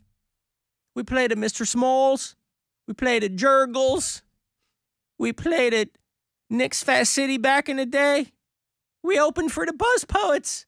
And now you're telling me, Donnie, you're out of Doomsday Clock. What the hell is this? I'm going to go form my own band. And you're not going to like it. It's going to be called, I don't know. I don't know what's going to be called, but it's going to have a great name. And you're going to rue the day you kick me out of Doomsday Clock. So, anyway, 90 seconds to midnight. There's your Doomsday Clock news. Mary likes to play dumb, but she was the first one to blow up my phone about, God, did you see what's going on with the Doomsday Clock? I said, Alan, what do you have to do with this? Uh-huh. I was looking at let me see if we have any in here. But I will maybe play you some. Because we've mentioned this person before. Yeah, okay. I've got some. I'm going to play this for you. You tell me who this is.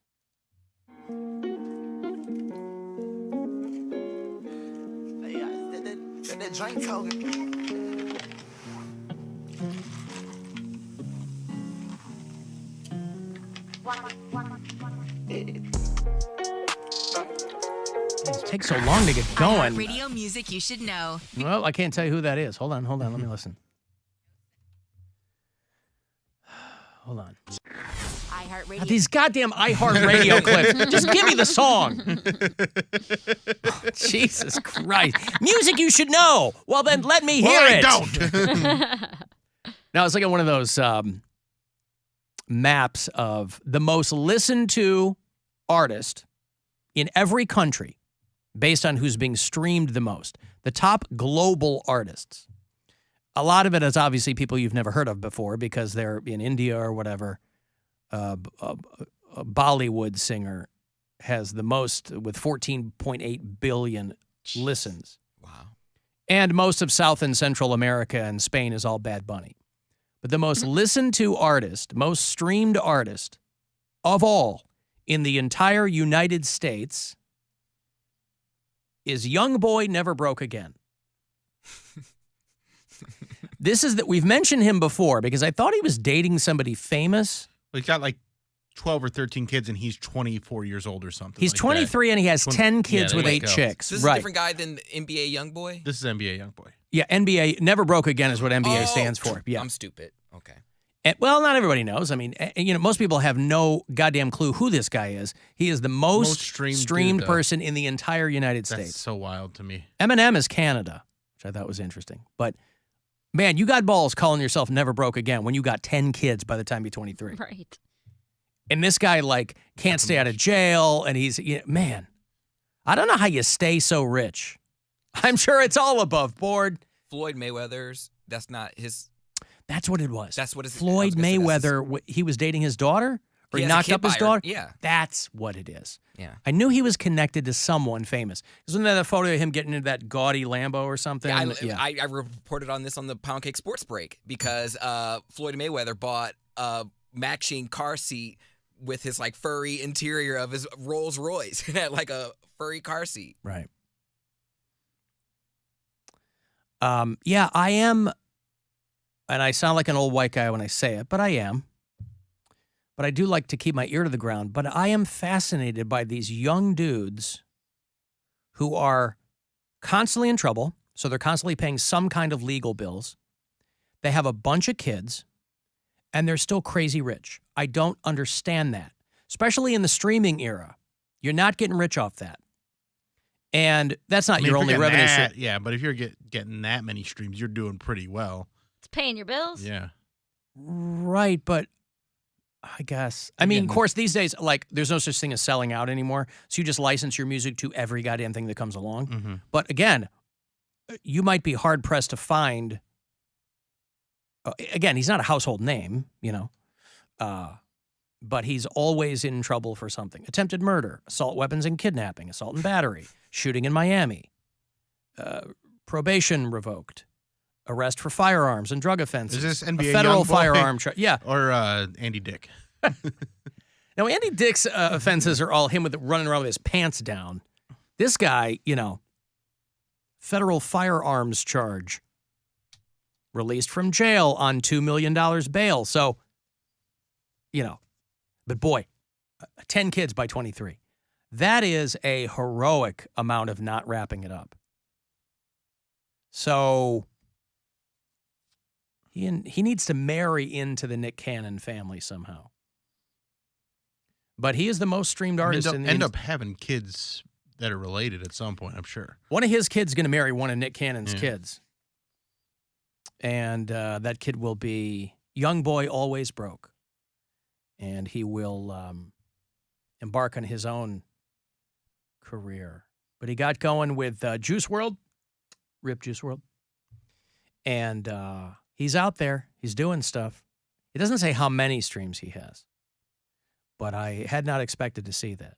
If I had asked you, you probably would have said Rihanna, Taylor Swift, Drake, something like that. Yeah. Kumar Sanu, or Blackpink, or BTS, or Udit Narayan, or Shilpi Raj. All the usual suspects. Alka Yagnik. All the usual suspects. Lata Mangeshkar. I know what you're thinking. Modest Yahoo. Yes. Right. Modest Mouse, Modest Yahoo. But so what I'm going to do is, like the most, I was looking for any mainstream names. The most streamed person in Norway is Ed Sheeran. In Norway. So there are names you recognize. They're just in other countries. It's a lot of names that you're not familiar with, though. So I'm going to go home tonight. He's also the top streamer in Malta. I'm going to go home tonight, and I'm going to stream the entirety. I'm going to listen to the entirety of the Young Boy Never Broke Again catalog. That's what I'm planning on doing. And then report back tomorrow and let us know what you then think. I won't report anything. It will just be in my head. Keep it for yourself. Keep it all to myself. I'm going to listen to his entire discography. I'm going to listen to the last Slimetto. So what's like the top the top 5 or top 10 most streamed artists in America? Don't know. They don't have that? Nope. Oh, okay. Well, hold on. I'm sure you could find it. The top streamed artists in the United States: Drake, Taylor Swift, Bad Bunny, Kanye West, The Weeknd. Ladies and gentlemen. I like The Weeknd. The Weeknd. Yeah. Boy, Bad Bunny, that guy cleans up. That guy doing great. And I feel like no one had even really heard of him like around this time last year. And he's just skyrocketed. I don't know. Maybe 2 years ago. I don't know one song by him. I don't know one song by any I of know these who people. he is, but I don't know any of his music like that. He was in that movie Bullet Train, for anybody who saw that. He was one of the assassins in that movie. I think he's hot, but I just don't know his music. Yeah, I don't know any of this music. I know a little bit of The Weeknd. I've heard a few Kanye songs. The rest of it, A few nothing. Kanye songs? I'm serious. I know like Gold Digger. I was gonna say, you know his old stuff, not recent. But like Kanye. I still have to like it'll come on sometimes and I'll be like at the gym. I'm like, is this Kanye? And my trainer's like, yeah, it's Kanye. Because I've never really listened to pop music or hip hop really. Now, Especially I think newer if stuff. Bad Bunny could collaborate with Bahad Bahabi, you'd really be onto something there. It's probably gonna happen. Bahad Bahani. Bahad Bahani. Well, yeah, he's already Bad Bunny. I think if they're gonna get all it included, they should also collaborate with Blue Bunny. Oh, the ice cream The ice people. cream people. Boy, that's a great idea. Mm-hmm. I like that. Bad Bunny, Bahad Bahabi, chocolate vanilla swirl. Crunch. This feast or famine. Right. Bahad Bahabi's Blue Bunny ice cream, cashew me outside. Do you like nuts in your ice cream? Delicious. It's a legume. And it comes in lactose-free versions, too. Now we're talking. For those of you out there who don't want to poop. Cashew me outside. How about that? Alan Cox Show After Hours line. Want to leave messages? You can do it there. It's 216-986-8903. Hey, guys, listening to yesterday's podcast, heard you talking about horrible customer service, customer support. That's because we live in an age where they don't train gears anymore. They just train cogs. Those cogs are paid a lot less, easier to train. You say cogs? Like cogs in the machine? gears. Gotcha. And disposable. So if your problem is a multi-scope problem, that's why you're getting transferred around, because nobody knows the whole picture anymore. Just thought I'd give you a heads up on that. It sucks, but Trump's America. Gene from Parma. Gene from Parma. You can't lay that at Trump's feet. I mean, customer service has been awful for a long time. Very long time. Maybe robots are hastening that, but you can't lay that at his feet. Yeah, I think. Gene from Parma. Oh, Gene. I love it. Thank you, Gene. Yeah, no, I mean, it's, Amazon workers are striking. I was looking at a chart today. The jobs least likely to be replaced by AI, artist, was at the very top. So, boy, we are all in luck. We're killing it. Since we aspire to be artists. Mm-hmm. When we grow up, that's what we want to be. We might just get it in under the wire there before the artificial intelligence comes through. And It can come up with cashew me outside. Good luck, AI. Take that, Chat GPT.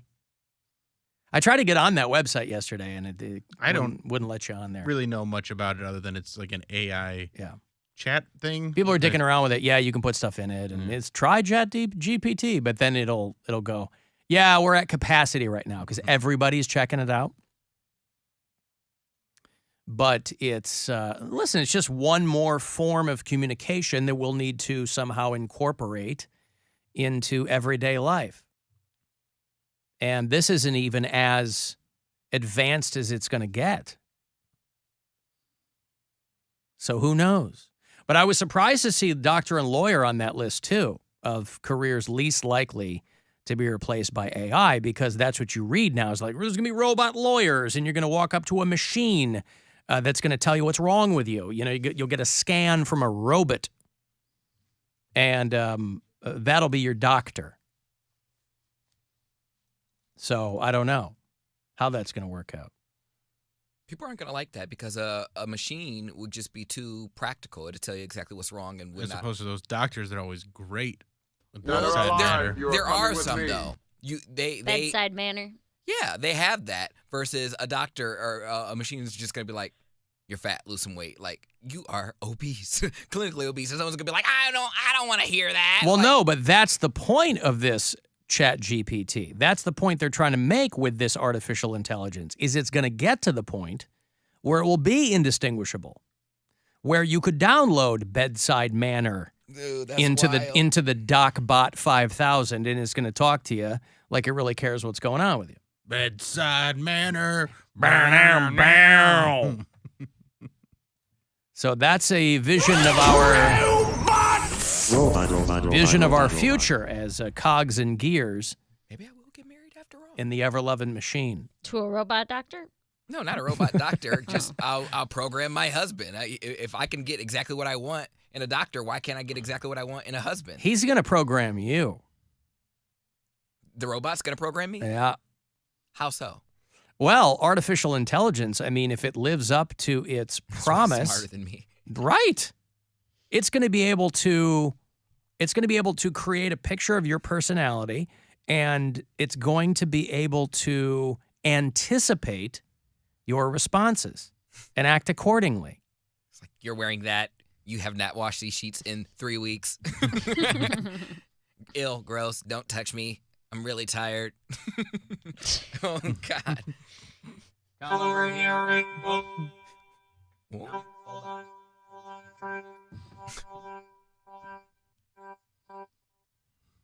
Yeah. What about that? There we go. Oh, hold on. No. We're not there yet. No, not there yet. What about there? No. But, no. Hey, Hi, Poundcake, I'm your robot husband. Oh, not with that voice, you're not. Absolutely not. Next. Ooh.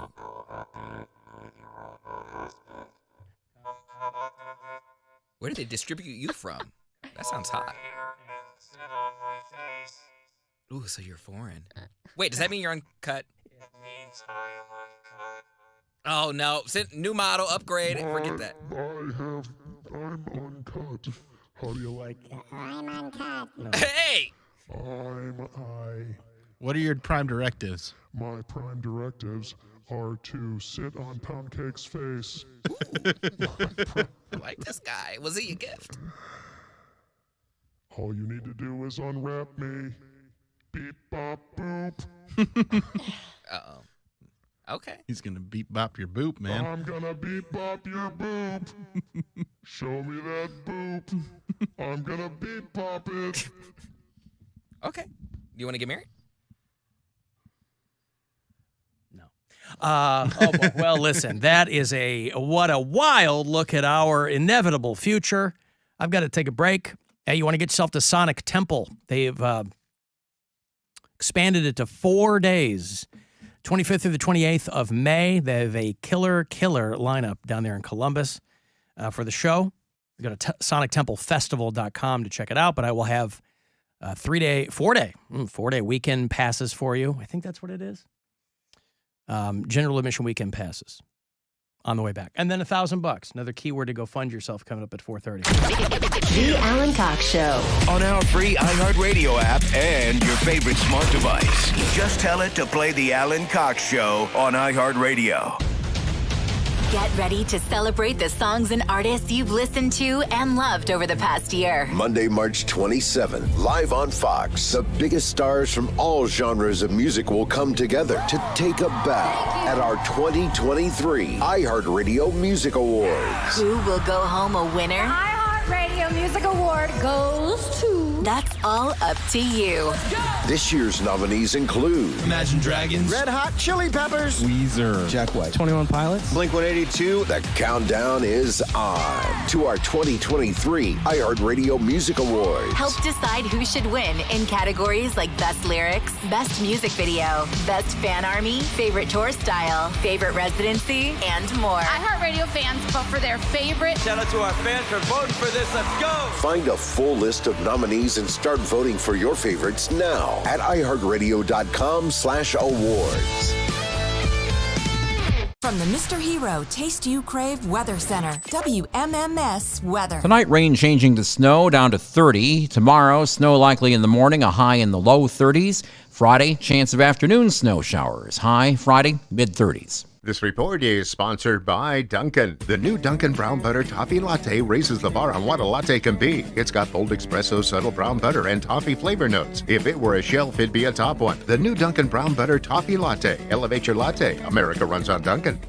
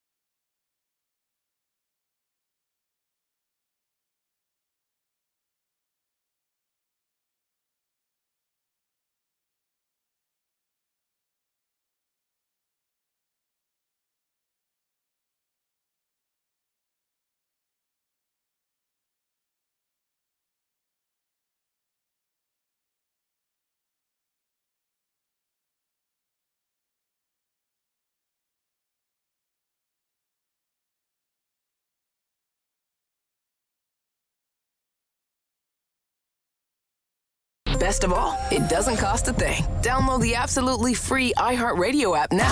Time to give stuff away. Time to give stuff away. Time to give stuff away.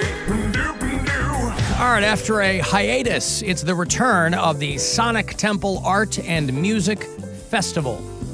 It is May 25th through the 28th at the historic Crew Stadium in Columbus. Tool, Godsmack, Avenged Sevenfold, Queens of the Stone Age, Bullet for My Valentine from Wales, Kiss, Rob Zombie, Foo Fighters, Deftones. Those are your headliners. Many, many more going to play. Jawbreaker, Pretty Reckless, Black Veil Brides, Converge, on and on and on, right? It's going to be a good time. 4 days. You got a couple of tickets here. SonicTempleFestival.com for tickets and more info. GA weekend passes for you. Caller 10. Good luck. See you there. 216-578-1007 or 800-348-1007. Press the yellow button to begin enjoying your Alan. What is an Alan? The Alan Cox Show. On 100.7 WMMS.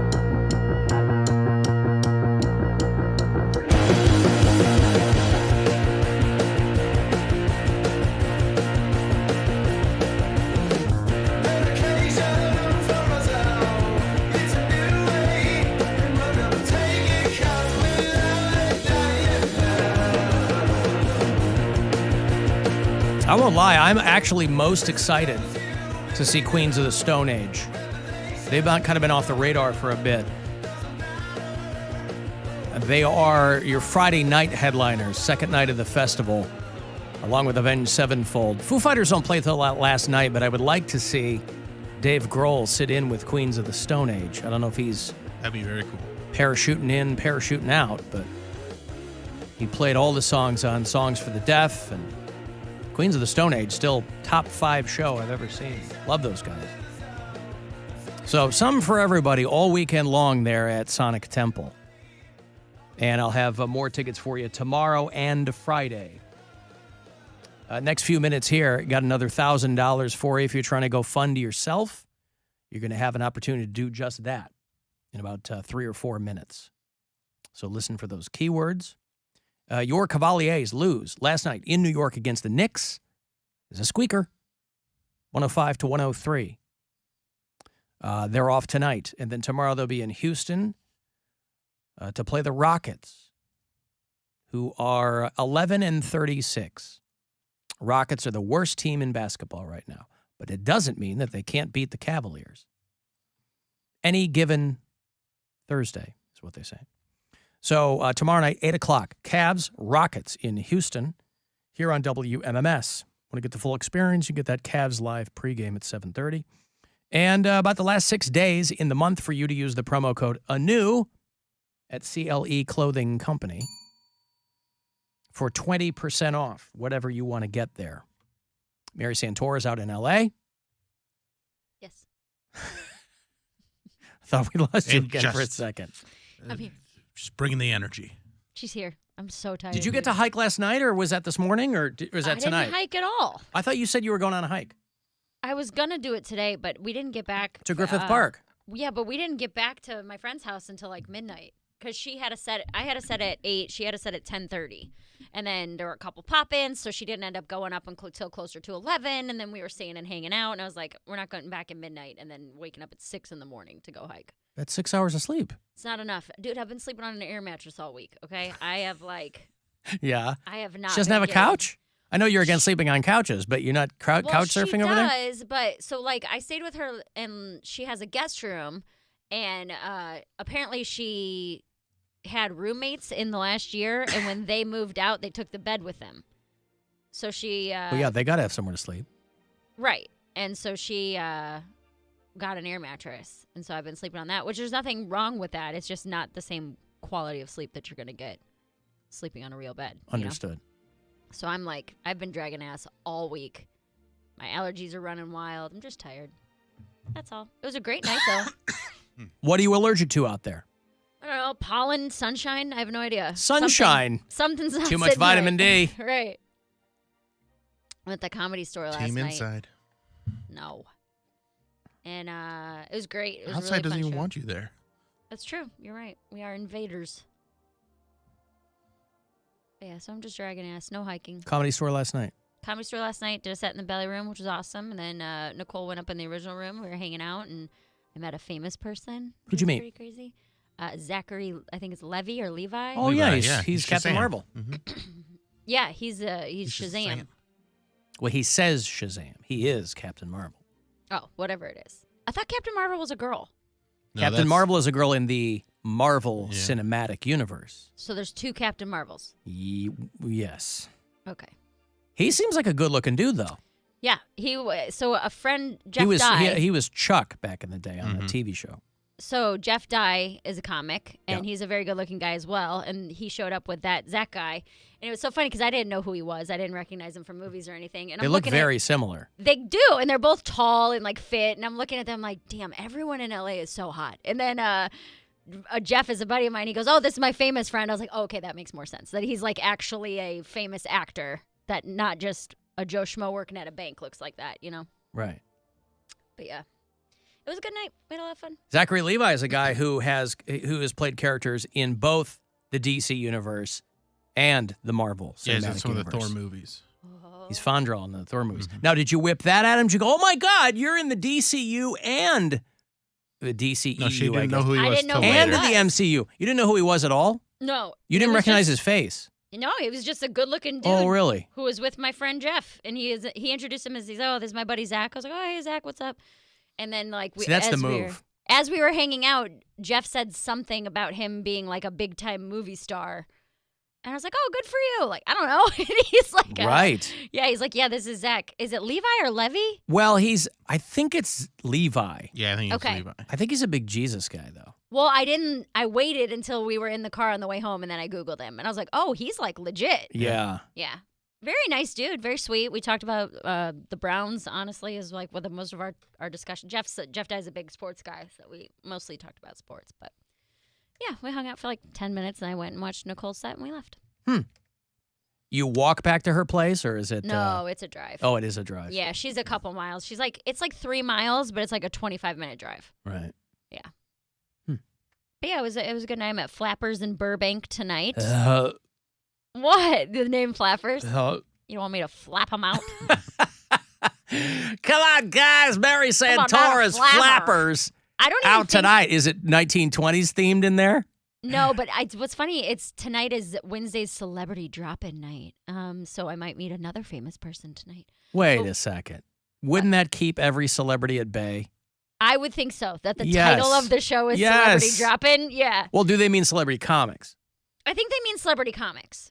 Okay. Because it What says, constitutes a celebrity comic? well, on the website, it's like, oh, we've had Eliza, Whitney Cummings, Adam Sandler, like, big name Right. comics have come through and dropped in. But yeah, I'm there tonight. And then. Now, what will happen? That's right in Burbank, Flappers. Yes. What will happen if a celebrity comic drops in? I will probably get bumped. Well, that's what I mean. You'll get bumped. So then you'll go on at 1. I'm low guy on the totem pole. I'm in Right. from out of town. No one knows who I am, like that kind of thing. So I've gone into every show this week assuming that something's going to happen and I'm going to get bumped off of it. But yeah, I would assume just let them go up and do their thing. And then you just get pushed back and pushed back. What if you're bumped by a celebrity comedian that you don't think is funny? Well, there's a lot of celebrity comedians that I don't think are funny. So that could very well happen. Name names. I will not. Wow, we'll you won't see, name yeah. any names. No, I'm not going to hear to talk smack. Well, no, I don't mean that. I mean, you're allowed to not think somebody's funny. Yeah, I don't know. And it also could be no drop-ins. You never know. Right. Well, because Zachary Levi, Jeff just goes, "This is my buddy Zach," Right, exactly. because And so he doesn't want.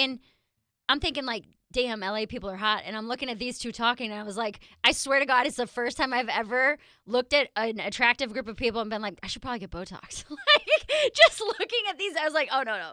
You don't need Botox. What are you going to do with Botox?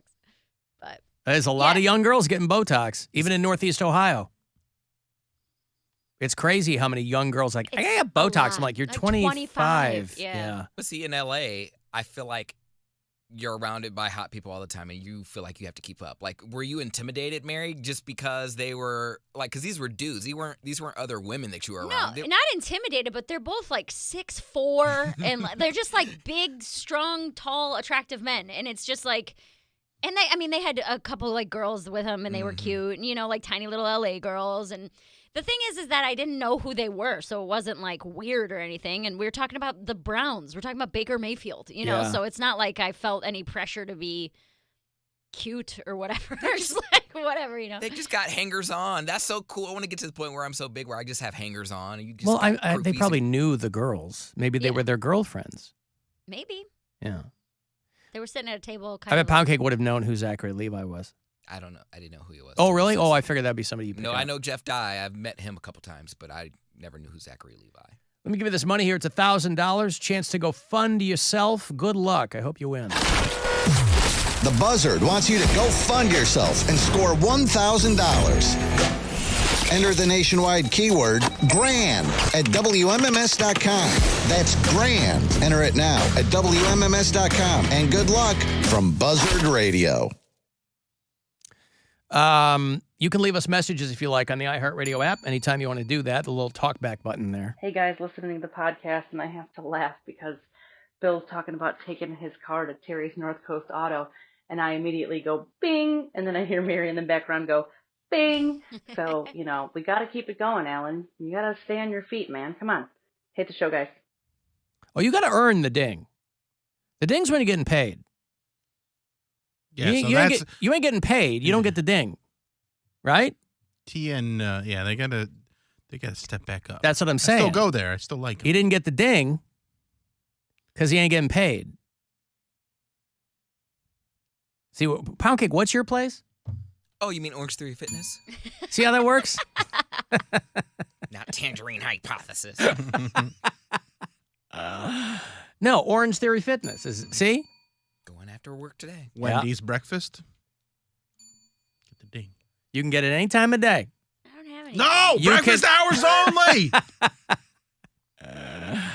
Zachary Levi was great in The Marvelous Mrs. Maisel. Yeah, I didn't watch that. That show has no appeal to me. That's what everybody says, and I believe them, but it's just not something that hooked me. It's so funny because I'm assuming whoever texted you also, they just messaged me on Instagram and was like, hey, he played this character. He played Benjamin in that show. And I was like, oh, my God, he did. Like, I didn't even put two and two together. So, yeah, he's done a lot of stuff. Yes. But very cool guy. Very nice. Now, I can't imagine that if you meet someone who's like a pretty well-known celebrity and they're a douchebag, Well, that movie is getting ready to drop, too.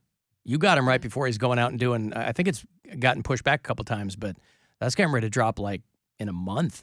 That Shazam sequel? Maybe I'll be in it. You're going to see, there's probably billboards up already. There are. I drove by one on the way that's to him. because Warner Brothers is right here. That's the guy who's clean shaven. Funny. Yes, because to come to Burbank, that's where all the studios are, and I drove by. I'm like, hey, I met that guy. Like, that would be the weird thing. He's wearing a cape. That's crazy. Yeah, it's him in that red suit. Yeah. With Helen Mirren over his shoulder. What if the celebrity drop-in is Jack Black? Oh, God. Does he live here? Yeah, I think he lives in L.A., yeah. Oh, boy. Does he do stand-up? He doesn't do stand-up. Maybe he's starting. Oh, God. He's trying to figure He's it out. in Tenacious D. He comes up and he asks for notes. He's like, will you watch my set? I'm like, I can't. I'll throw up. I'll throw up. You would help. He's just a peer. You would help. Yeah. No, I honestly, with all the smack that I talk about Jack Black, I guarantee if I met him, I'd be nice to him. Of course you would. Because you're a nice person. Yeah, because I'm like, Well, I don't like your acting, but he's probably a cool dude. There's no you know? reason to not be nice to him, but you Right. still don't have to like him. I get it. You would have the balls to say, I'm not a fan of your acting to him? If it came up. I don't care for your movies. If he was like, what's your favorite movie of mine? I'd be like, probably Tropic Thunder. Like, pick one that he plays like a small side character, you know? The fact that someone would ask that, they're opening themselves up to get their feelings hurt. Because I remember. Right. I don't think he would ask that. I was going to say the first time. That's what I'm saying. It wouldn't even come up. Now, I think that's a question you ask if you think somebody's BSing you. If somebody went the other way, where Oh they're my telling God, you I what love a you huge so fan. much. Right. You're my favorite. Yeah. What's my favorite movie? Oh, you like that band? Name 5 songs. Right. Oh, you're a big fan of Rob Zombie? Name the movie he directed. So I have a question. If you say you have a favorite band and your favorite song from said band is their most mainstream hit, are you then a poser? No. You can like whatever you like. Like if your favorite song from Nirvana, if your favorite band is Nirvana and your favorite song from Nirvana is it Teen Spirit or Team Spirit? Team Spirit. Smells like Teen Spirit. No, it smells like Team Spirit. Go Blue. I think that's right. Go Blue. I think if that was your favorite band, that probably wouldn't be your favorite song by them. But if you say, like, let's say you met Chris Martin, and you go, oh, Coldplay. I don't know what their most popular song is. I got a bunch of them. But if you pick one out, it's not like he's going to be mad. It's not like he's going to go, oh, you don't like the B-side of, you don't like track 5 on our second album? You'd be like, oh, thank you so much. Cody is. When is it ever a bad time when somebody tells you they like what you do? You know? Is Panic at the Disco your favorite band? My favorite punk band. Favorite punk band. So what's your favorite song by them? But it's better if you do. So that's not like the main song. It's a good song, but it's not their biggest song. It was a single. I'm not saying me. I'm just saying if someone says, you know, oh, I love this band, I'm a diehard fan, and then they say like the most mainstream hit, the only hit that they had that was like gone mainstream, does that make them like, you can't possibly be a number one fan and like that song, that had that song be your favorite, because that's not a deep dive. No, but if you're a huge fan of the band, you probably love everything they've done.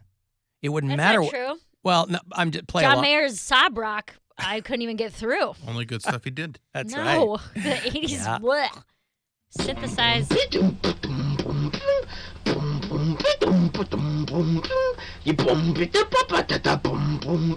I ran to the supermarket late last weekend. That is Eminem's first mixtape. And think about all the people now who love him. They weren't around from day one like I was. He come a long way, boy. Well, I hope it's Jack Black tonight. We'll see. I've got to take a break. If you want to send a text for anything, 35192, AlanCoxShow.com is where your pictures come up. And you can listen on the iHeartRadio app. The Alan Cox Show. On 100.7 WMMS.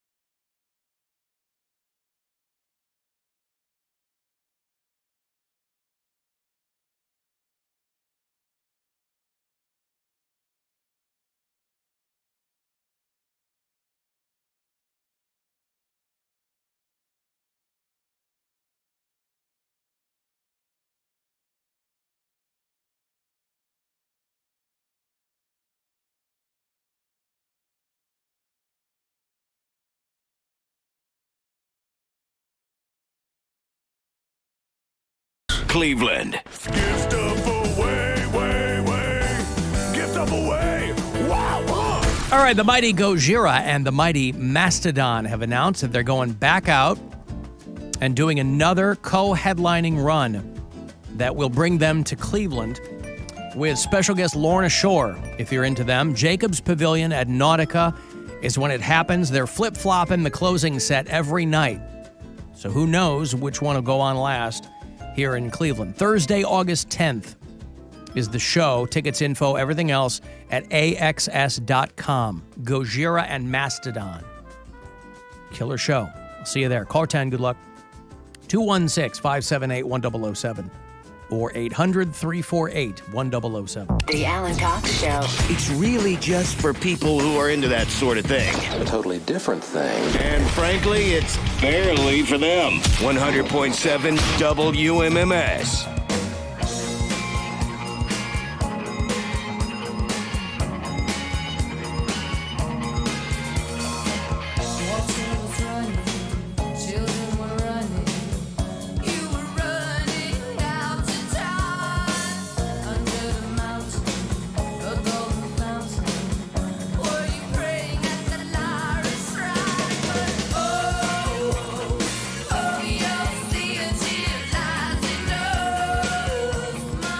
You can send a text if you like.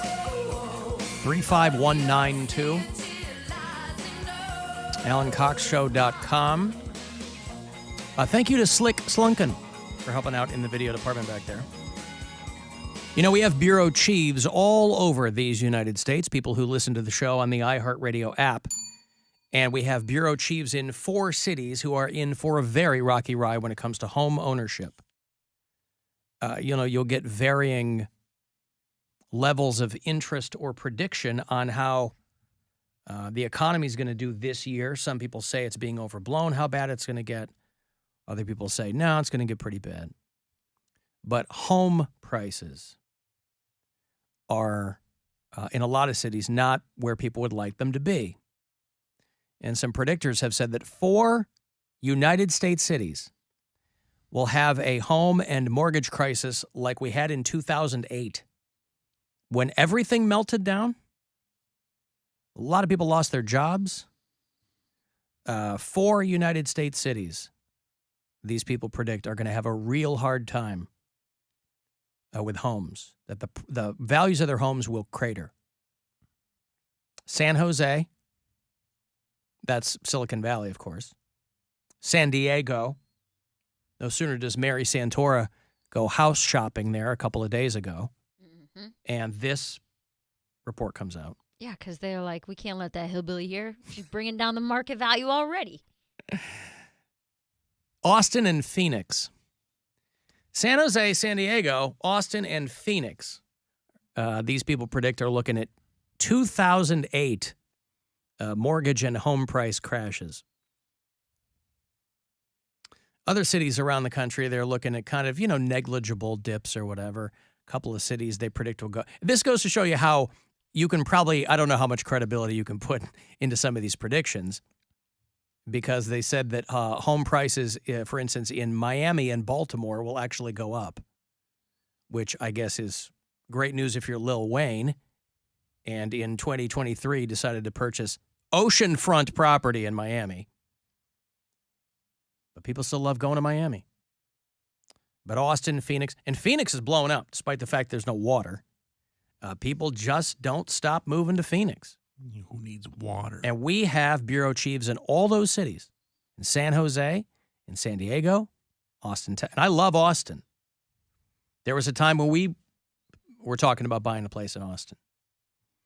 And Phoenix, Arizona, which is where my brother and his family planned on retiring. Those plans have changed over the past couple of years. My nephew lives in Tucson, and they used to, for many, many years, they'd go to Phoenix a couple times a year.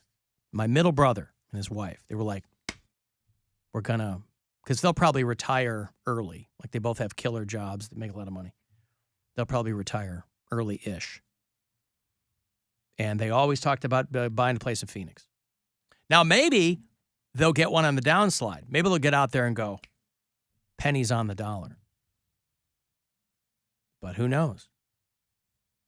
Now, obviously, in the city of Cleveland, Ohio, prices probably couldn't get any lower. So it's a great place to lay down roots. And as an outsider, as an expat, as a non-native here in Cleveland,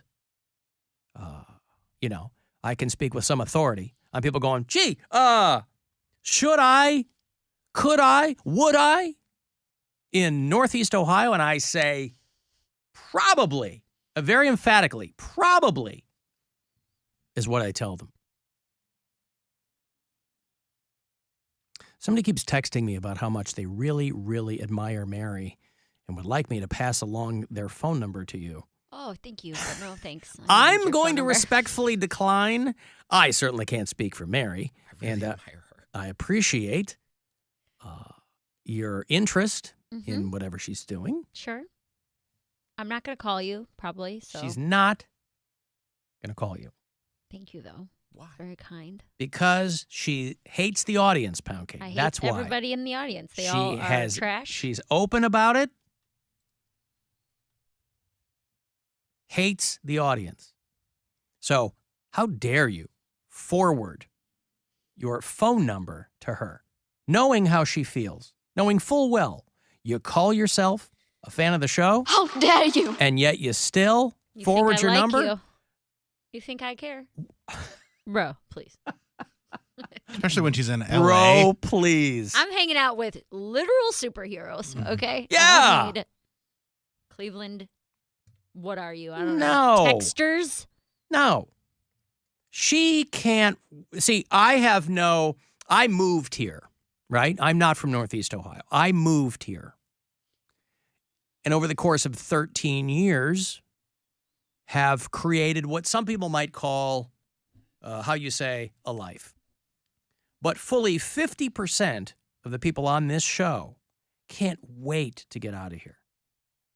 Mary can't wait. Poundcake can't wait. It's not that I can't wait to get out of there. Can't wait to get out of here. Doesn't want to be here. Doesn't want your phone number, sir? Never even saved a phone number. Not one. Nope. She doesn't even know her boyfriend's phone number. Nope. Doesn't know where he went to high school. Nope. Does it? Don't know his middle name. Nope. Don't know how old his kid is. I got nothing. I don't know his middle name. It's Millhouse. I just talked to him. Brian Millhouse Bailey. Yes. Is his last name Bailey? Yeah. Brian Bailey. Is his middle name Beetle? No, it is not. It's George. That's a joke. Oh, it is? Hey, Mary Santora, Flappers in Burbank tonight, everybody. Flap on in. If you're a celebrity, drop in. Where they show that money is what really matters. If we get a dog, I want to name him George, so his name could be George Bailey. Because we're not going to have a kid, so somebody's got to be named George Bailey in this family. That's right. Happy New Year to you in jail. In jail. Alan, if sea levels are rising so much and our country is burning from drought, why is the main focus not desalination of the oceans to repurpose water? Seems more viable than electric cars, et cetera. Just no one has attempted to scale the project. People have attempted to scale that project. There's a lot of people. Why don't we just desalinate the oceans? That would be almost viable on a commercial level, but not on a residential level. Because people are used to not paying much for their water. But desalination, it would be so expensive that people who live in a place like Phoenix aren't going to go from a water bill that's maybe $25 a month to one that's $400 a month. So the desalination thing, the physics of it, yeah, you could do that. But for the water needs of a population, it's not viable at all. That's why they're like, oh, we'll just truck water in from other places, the Great Lakes or whatever. Like they're going to put a giant straw. Keep your hands off our water. That's right. They're going to put a giant straw across the country or something. Desalination on a grand scale would be so expensive that people wouldn't be able to afford water just make it free. at that scale. Huh? Just make it free. To whom? To the population. How many services now do you get for free and they're not even that, What's your water bill? $30? I don't know. I split it with my roommate. Yeah. Okay. So $15 for you. Probably. You don't know what your water bill is? No. Does it auto pay? Yeah. I mean, but then you got to Venmo him half the water bill. yeah, I forget. You're probably paying. You're probably paying $15 a month for something water. like that. I'm sure it's around that. Right. Now, if you had to pay $300 a month for water because you were paying for the desalination, that they're going to companies pass the savings on, right? They pass those costs on to the consumer. Trickle down economics, am I right? Literally. Yeah. You got it. Very smart. I know you are. Very smart, very savvy. She is smart. She's savvy.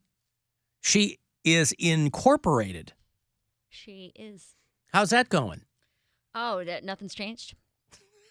I mean, it is what it is.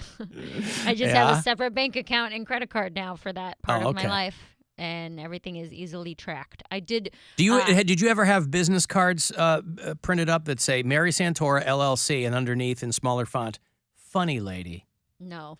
Mary Maker? No. M-A-R-Y? Well, no, because I don't make other Marys. Well, no, but you made yourself into something. Mary Maker. No, I've never said that. I never had business How about cards. Laugh Generator? Queen. Oh, not Laugh Queen. Queen? Yeah. Let's Generator. Queen. Okay, Laugh Queen, but it's got to be LAFFKWEEN. Yeah, I did print those. Okay. And I handed them all out at the Comedy Store last Mary night. Santora, Laugh Queen, and then Zachary Levi goes, "Oh yeah, I saw one of these. Yeah, I saw one on the sidewalk outside in the urinal. People peeing on them. Yeah, I'm telling you, in the arena of merch, don't sleep on the urinal cakes. I tried to get them to make Alan Cox Show urinal cakes years ago. When I first came to Cleveland, they made me T-shirts and they were making onesies. They were trying to get all this stuff out there. We still got the stickers. People email me for stickers. That's fine. I tried to get them to make me Alan Cox Show urinal cakes. With your face, with your mouth open? No, with maybe my face, maybe the logo. I forget what it was. Yum. Nom, nom, nom. I was just munching the whole time. But they wouldn't do it. They were like, no, I go, come on, we can put it in every urinal, in every bar in this town. My face on one side, the logo on the show on the other. Who else is going to be willing to do this? Nobody, just me. I drank a shot of my own pee. What do I care? Art imitates life.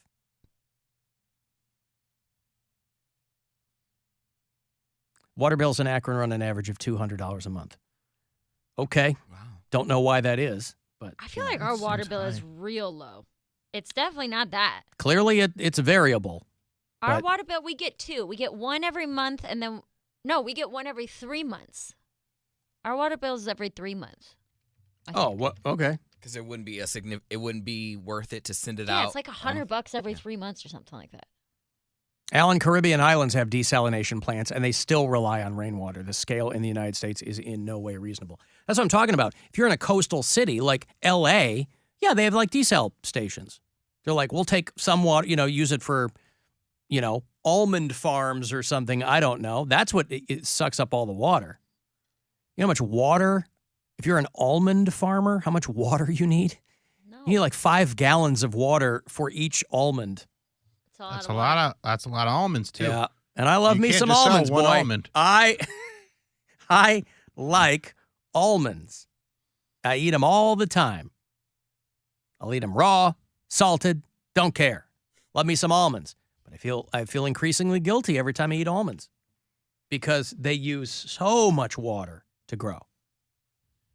So do humans. Yeah. To grow. Yeah. Do you feel bad every Yeah, time but you eat we're a not person? making them into milk. Yeah, I'm That's what you not. think. I'm not trying to. I'm not trying to make more humans either. Not trying to make more humans. Alan R. Mary's laughs guaranteed. Yes, they're insured actually. By the FDIC, Mm-hmm. the full faith and credit of the United States government. Yes, sir. By the FDIC, by Geico. Now that's federal. I assume Flappers has their own Laugh insurance? Well, they have their own laws and regulations, and Probably. It's my first time there. I don't ask enough questions. You know that. Should I walk in and be like, "Hi, what's your life insurance policy here?" Right. Get out. if you're not What are you doing? completely satisfied, right, your next order of jalapeno poppers is free. I haven't had In-N-Out burger yet. I need to. How far are you from an In-N-Out? You can't be that far. I am very close to the one that's on Sunset Boulevard, and I've driven past it like 4 times now, and there have never been less than probably 50 cars in that line because it's the only one in that area. And I'm like, man, I don't have the patience for this, but I really, really, really need one. Right. I think I'm going to get it Sunday before I leave so I can have diarrhea just in time to travel. That's a good. I think. You thought you had to poop on your way to Denver. Yeah, It's gonna be a whole nother level. Yeah, that is a good idea. All right, I'll see you guys later. I'm gonna be in the forward lab if you need me. First class. How are In-N-Out's fries? Good. I mean, they're not like amazing. Okay. There's better fries out there, but they're good. Okay. I love a French fry, though. I'm never going to be upset about a French fry. You've never had a Maltese fry. No. Isn't that a bird? No, that's a Maltese fly. Oh. And that's racist. Listen, I think Alan just got out of seeing Megan at the Regal Great Northern. They are closing that theater Friday. Sad to see it go. They're not closing the Regal Great Northern, are they? The only one in that list was the one in Copley Township, that one that Bill's parents go to. The Montrose one. Yeah, I don't think Regal Great Northern is closing. Maybe it is. Maybe it's closing. It was already closing. Oh, maybe. List. Yeah. Oof, boy. Boy, of all the movies to see last time, you had to go see Megan. That thing was seriously underwhelming. But what are you going to do? Hey. So the Madonna biopic has been scrapped. They were going to do I didn't even know they were going to do that. Oh, yeah. Because of the world tour, Universal Pictures was putting this together. And because she announced the world tour, they're like, well, we're not doing this now. At all, or is it pushed back? I think they were maybe trying to push her up against the wall for this whole thing because they already cast it. They cast Julia Garner. Hey. And Diablo Cody, if you remember that name, she was writing it. She got an Oscar under her belt. And Madonna goes, I'm going to go on tour. All because Amy Schumer dared her. Wow. And so they said, we're scrapping the biopic. So I don't know. Julia Garner, of course, you know who that is. Ruth Langmore. Ruth Langmore. That's right, from Ozark. And I happen to have That's good casting. It's great casting. I have a friend at Universal, and he goes, we were already looping soundtracks for this. It seems like they'd want to do it when she's out on a world tour. I feel like that brings hype to it and makes people want to go and see it more. I know. I think it's the reason why they're upset about it is because usually you link it together, and I don't think this is being linked. Like, they want to put the movie out first, and just like a movie soundtrack, then they're like, okay, now you can go on tour. Now you tour because the movie, basically. She might put out an extra single or a new single for the movie, and then it's like, okay, nobody wants a new song. But I'm just saying, like, it was like Whitney Nobody Houston. needs a new Madonna song. Do you want to hear what Julia Garner was working on? Because my friend sent me some stuff. Yeah, he goes, like, she was going to play. She had to do like all the stuff, and you know.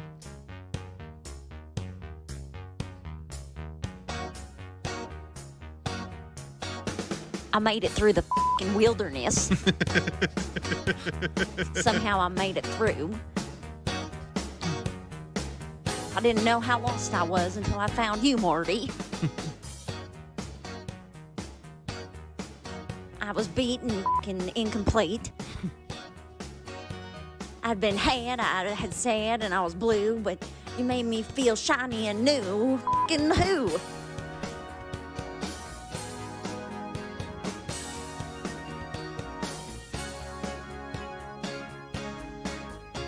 Like a virgin.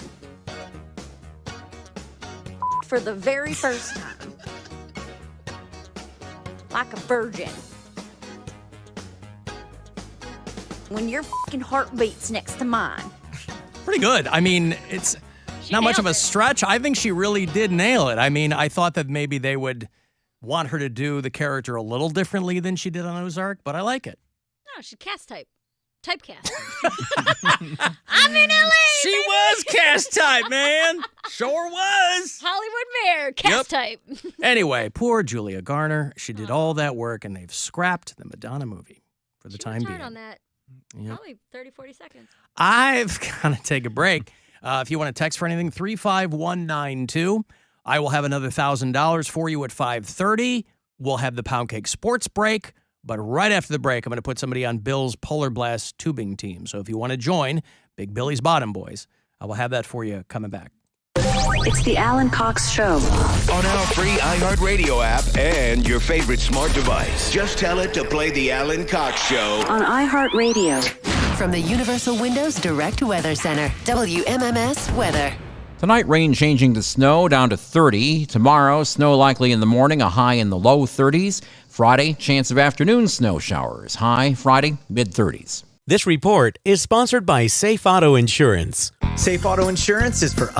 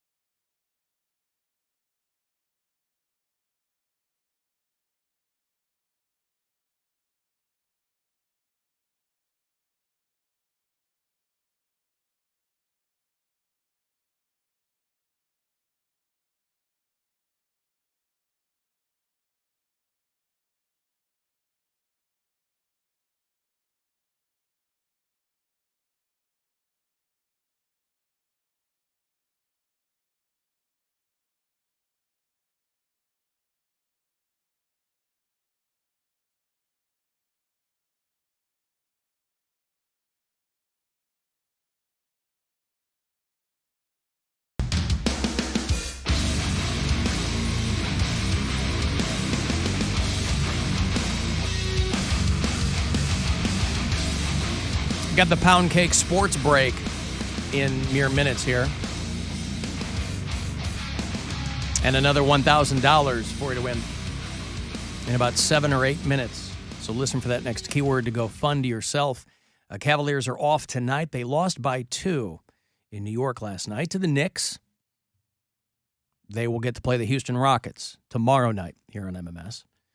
And then they'll go to Oklahoma City to play the Thunder on Friday, and they'll come back on Sunday to host the host the Clippers. Our staff Cavs game is Tuesday night when the Heat will be in town. Who plays for the Heat now? It's not Jimmy Butler, is it? Jimmy Butler's still there. Is he? Okay. Yeah. Bam Adebayo. Gesundheit. Mm-hmm. So, Cavs Rockets tomorrow night, 8 o'clock on WMMS, your FM home for Cleveland Cavaliers basketball, and on the iHeartRadio app. Mary Santora is out in Los Angeles. Yes. This week. She will be. She will not be with us tomorrow and Friday. Nope. When are you back next week? I'm back Tuesday of next week. Tuesday of next week. Because I have a red eye Sunday night, and I don't land until like 9 in the morning on Monday. Well, yes. So you can't come in and do radio? No. A half-hour sleep? Absolutely not. But I'm out here shooting the second half of that film that I did in summer of last year, where I play the big New York agent. You know, hey, I'm a New York agent. This guy over here. You book my guy. Hey. Yeah. We're shooting that Friday and Saturday, and then literally, like, I woke up this morning, so overnight last night, the director sent out brand new scripts. He was like, hey, guys, I redid these 2 scenes from scratch. So it's like, good luck. We're going to start shooting Friday, so memorize all your stuff in the next 48 hours. From scratch. They switched locations, I guess. So he rewrote the scenes for their new location to, like, fit the whatever better.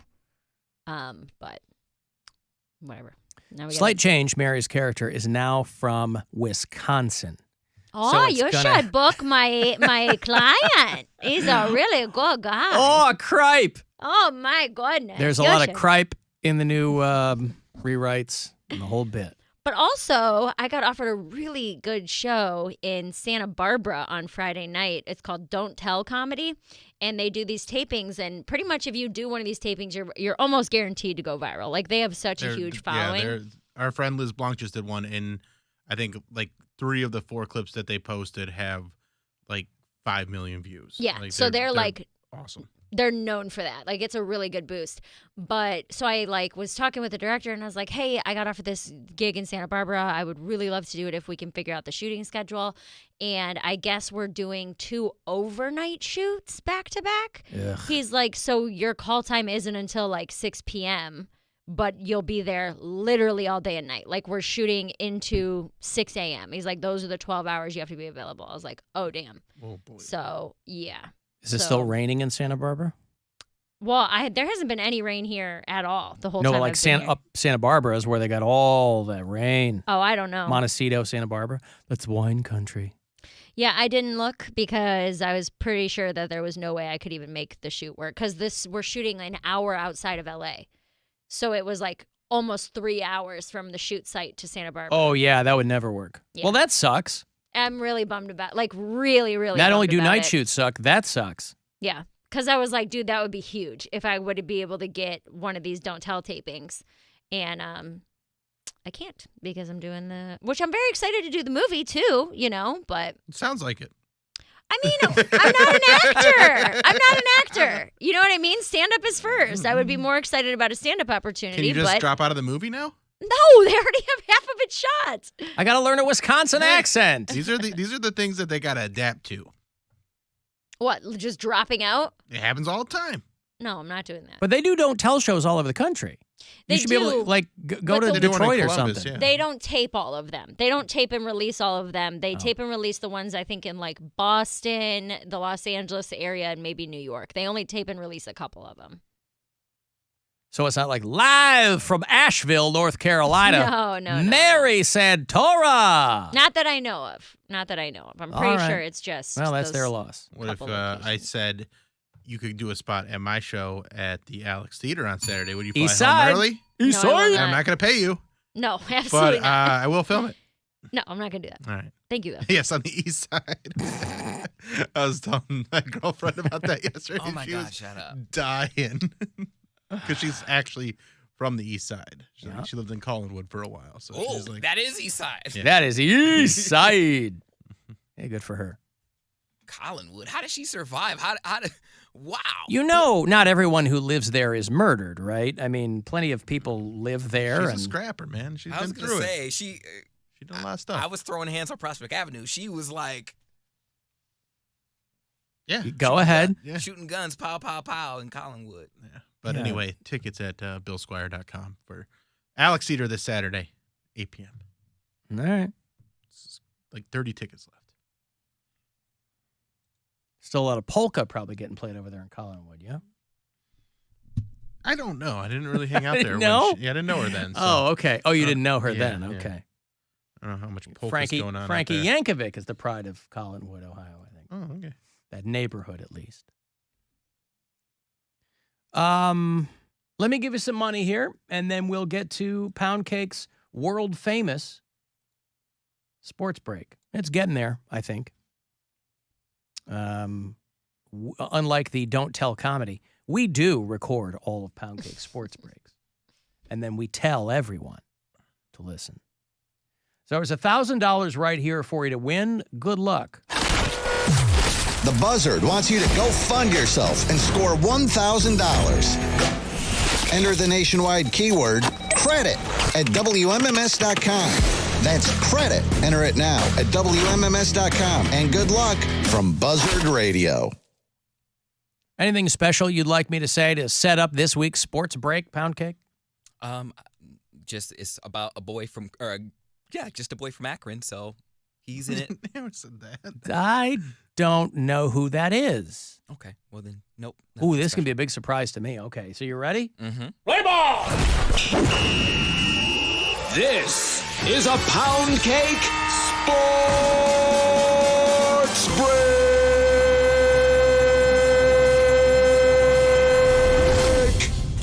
In the headlines today, King James is no stranger to hecklers, but last night at the Lakers versus Clippers game, the Lakers were heading back to the locker room at halftime when a heckler shouted, "LeBron, you better get your ish together with your receding-ass hairline."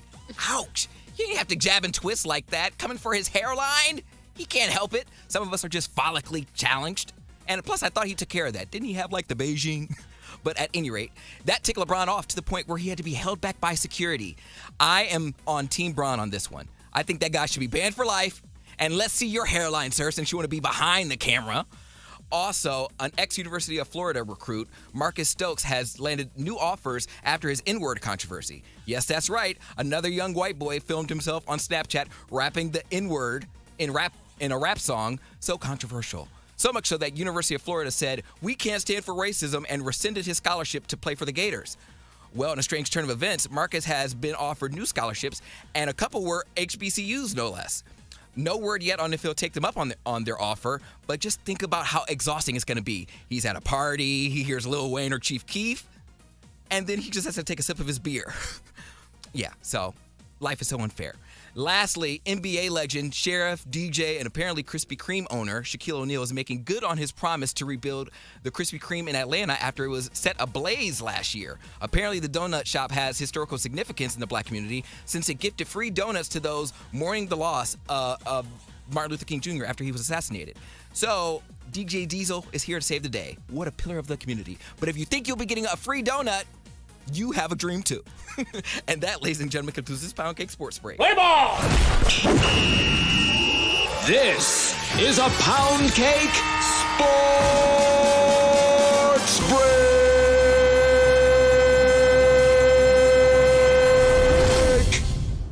Any questions? There's so many questions. I have two. Okay. What was the Sorry, that got me. I have two. What was the Beijing reference? Beijing is a hair formula that is almost like hair coloring. It's not real hair. Okay, like spray on hair? Spray on hair Okay. that fixes your hairline. So it's big in the black community because it's mainly black and you paint it on. So it's just a painted on hairline. And secondly, Krispy Kreme and Martin Luther King Jr.? Yeah. I lost the thread there, yeah. Thread there. So the Krispy Kreme in Atlanta it had historical significance because Krispy Kreme has been around a long time, and after Martin Luther King Jr.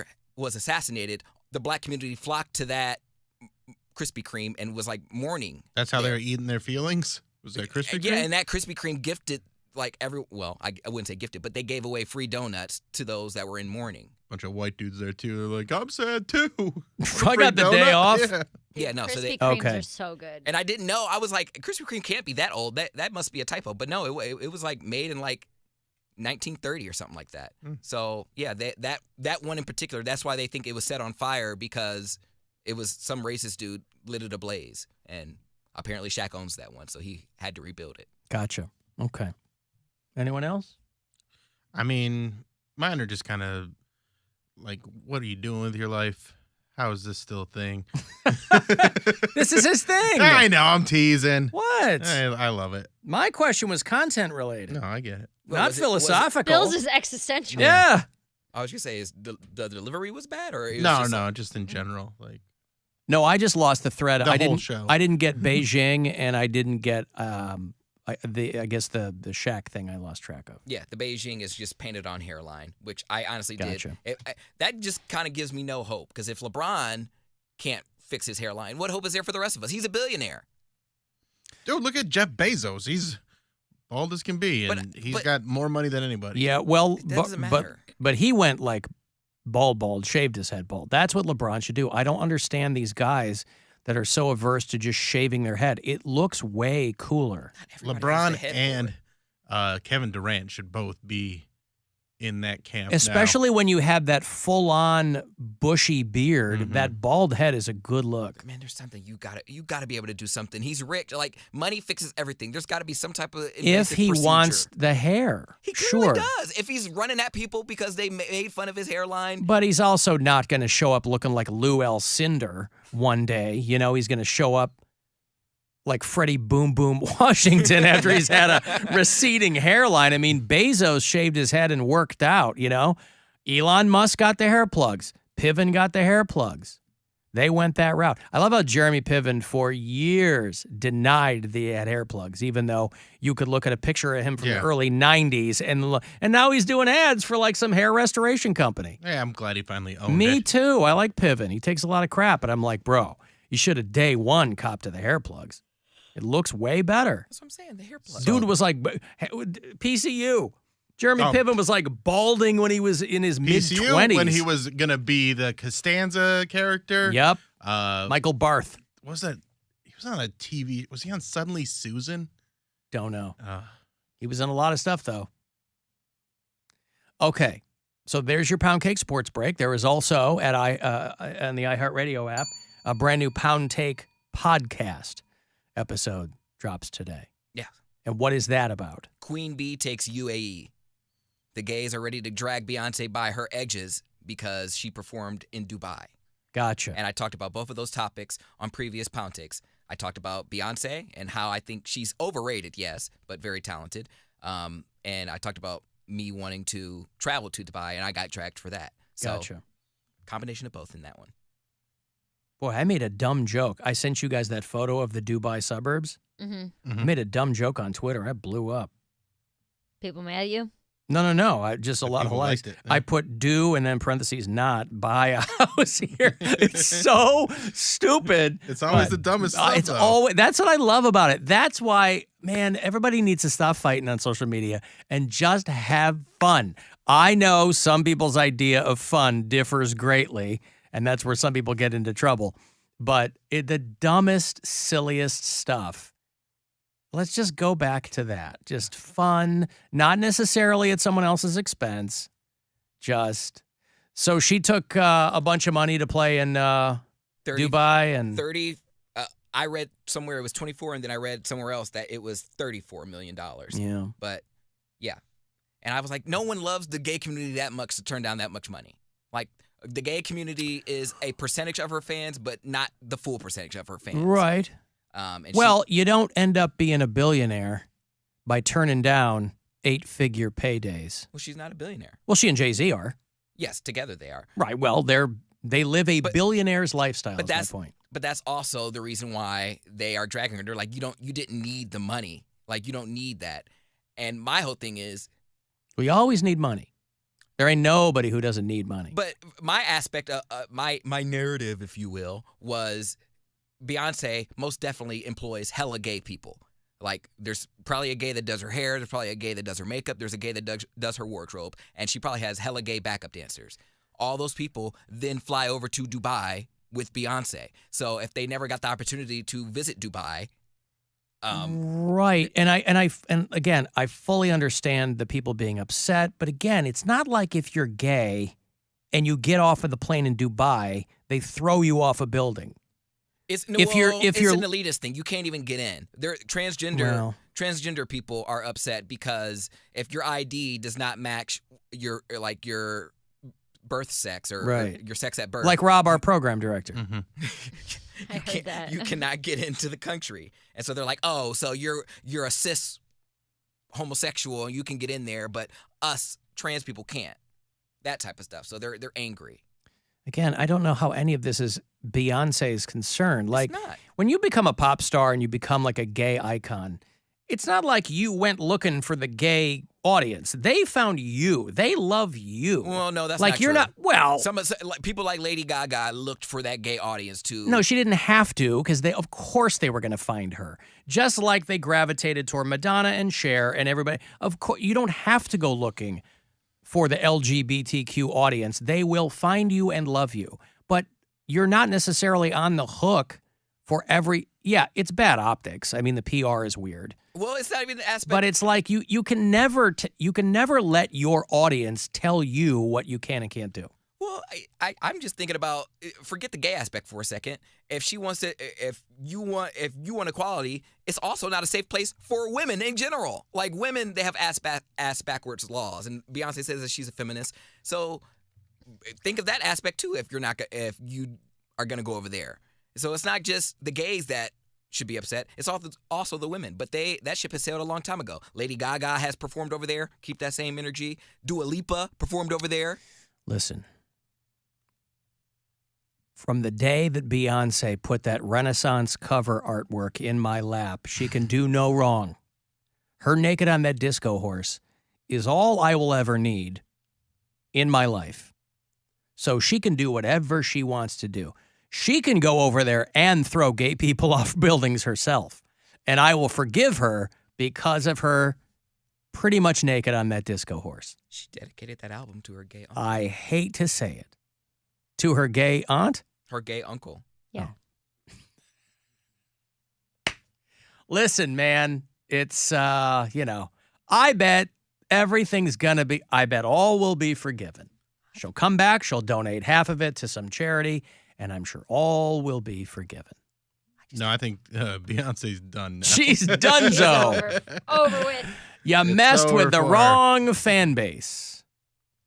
I have to break. If you'd like to send a text for anything, get me at 35192. You can watch if you like at AlanCoxShow.com and the iHeartRadio app. You can listen there. The Alan Cox Show on 100.7 WMMS.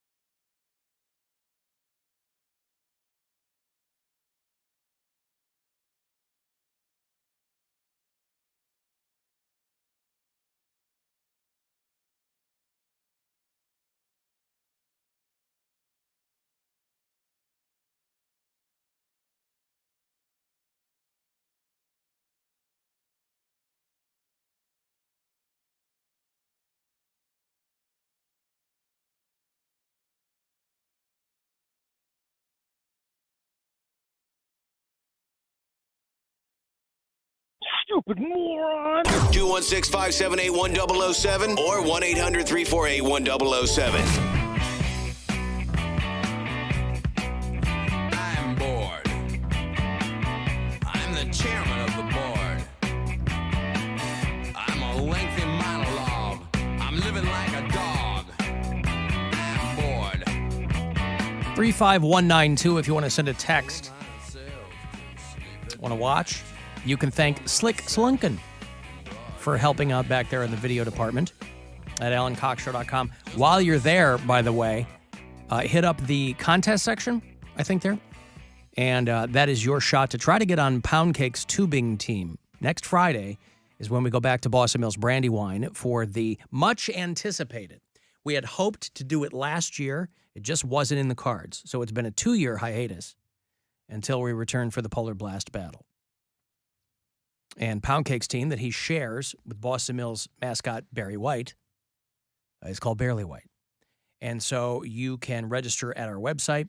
If you find yourself in a Circle K, and I hope frequently that you do, there's a Pepsi display you'll see. Scan the QR code, and that will help you get signed up. And then tomorrow and Friday, going to fill the last 2 slots on Big Billy's Bottom Boys.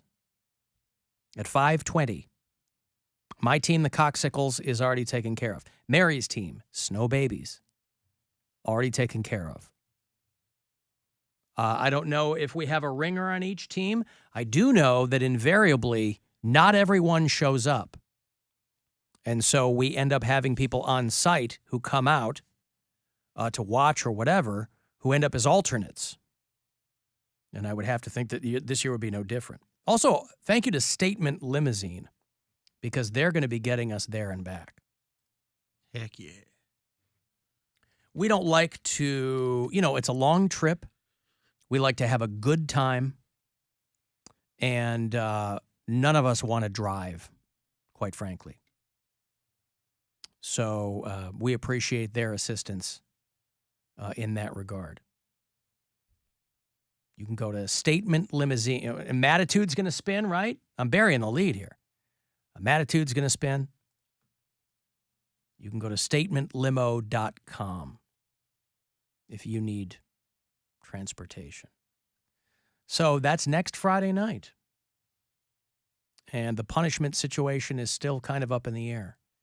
Jeremy Piven was on that original Ellen sitcom. That's what it was. Yep, I couldn't remember that either. Thank you to whoever texted me that. That show was premiered called These Friends of Mine. And then Friends premiered, and they changed the name of the show to Ellen. Which was that had to have been a great move by Ellen DeGeneres. Because there's no way that no one knew there was a show coming called Friends. Maybe they thought it would flop. I don't know. Friends was on NBC. Ellen's show was on ABC. And if anybody knew, that's a great way. Oh, we got to change the name of the show. Oh, what if we just use my name? It's worked out for Seinfeld, kind of. A lot of people have asked me if they'll be able to bet on the Polar Blast Battle on FanDuel. I was looking at that. Unfortunately, they are not putting that on there. I asked them, I begged, hey, guys, happy to endorse FanDuel. I use it quite a bit. Could we put the Alan Cox Show Polar Blast Battle betting on there? And they said, their exact words were, who? So, no, that's not on there. But, Hey, do you want to hear from Jenna? We haven't heard from her in a minute, have we? Okay. It's time for Sweet Nothings with Jenna from Poland. Yeah, just to let the world know, I'm so over Ricky Martin right now. And that was an inside joke, by the way. This has been Sweet Nothings with Jenna from Poland. I'm in on the joke, so that was very That's funny. what I like. I like that she's looping us in on the joke. Inside joke, and guess where we are now? Inside. On the inside. Jenna in Poland. Very good stuff. Celebrity sighting in the break. Oh, out there in Los Angeles? Yes, in the studio. What? Yes. Zachary Levi came to say hi to you a little bit more. No, No. Lance Bass. Oh, yeah? Yeah, he's just out there doing TikToks. But I thought you were a Backstreet Boys fan. I am a Backstreet Boys fan. Then you don't care. Did you go up to him and go, I don't care about your dumb band? No, I never said that I didn't like NSYNC. I said that I liked that Backstreet Boys is the superior band. Did you go tell him that? No, he's like doing... Or did you just go take a picture? I didn't even ask for a picture. He's like doing TikToks with what I'm assuming is one of their probably radio hosts here. They had a couple people. There's like 5 or 6 people in this group, and they did a bunch of TikToks in a row, and I was just watching like a freak. I like walked out of my studio, and I went over to one of the production guys. I was like, is that Lance Bass? And he's like, yeah. I was like, oh my God. Just standing. He is kind of short. He's probably 5'8". They're all short when you see him in person. So cute. Oh my goodness. Now, did you can't have one that's too tall because then it throws off the whole thing. Yeah. You gotta make them stand way far back. But he's like doing stuff with people, and then they like are standing by the door as we're about to come back from break. Like he's about to leave, and I'm like, oh my God, I should totally just go up and ask for a picture. But I also don't know, like some radio stations have like a hey, don't bother the talent type of thing. You know what I mean? Where like when I worked at House of Blues, we were not allowed to ask bands and stuff for pictures. It's rude. I didn't want to be the guy. It's unprofessional. What do you want your job, or do you want to get a picture with Lance Bass? That's what I'm saying. I'm like here visiting, and I didn't want to be that person to like, if that's a big rule here, to break it or whatever. But he's right there. I could see him. I watched him do a TikTok. You should have called him Lance Bass. I would not. Hey, are you Lance Bass? Lance. Oh my God, Mary, I don't want to blow up your spot right here, but I need to tell you something. What? He doesn't like girls. I know that. I know that he doesn't like like at all. He doesn't even want to talk to him. I mean, Oh, no. I just found that out, so. He had a couple girls filming the TikToks. Oh. He'll make him do work. He's not Right. They can work for him. They just can't. Okay, I get it. Mary went out to see if he had left yet. and Car gone! Car gone! Car gone! His car had left. They had driven him off. It was cool, though. Wow, Lance Bass. Lance Bass. There you go. Right there, in the flesh. For those of you unfamiliar, Lance Bass was a member of NSYNC, the pride of Laurel, Mississippi. And he went on to international fame and fortune. Now, he had to keep the gay thing to himself while NSYNC was in there, or did he come out during NSYNC? He came out a while after. Like, Okay. it wasn't, there was some time in between. It was like yeah. 2010, I want to say. Like Okay. when it came out. Well, he did Dancing with the Stars a few years ago, didn't he? I seem to remember him on there. I think he did pretty well, didn't he? I thought Lance Bass did really well. It was him and Joey Fat One. And he's really done a good job he and Timberlake. I mean, Timberlake is obviously like a mega talented dude. Yeah. But Lance Bass has done a good job of finding things to do and keeping himself at the forefront of people's attention. Because you certainly can't say that about every member of any boy band. Yeah. I mean, it's true. But I also don't know how to act around famous people is what I'm realizing.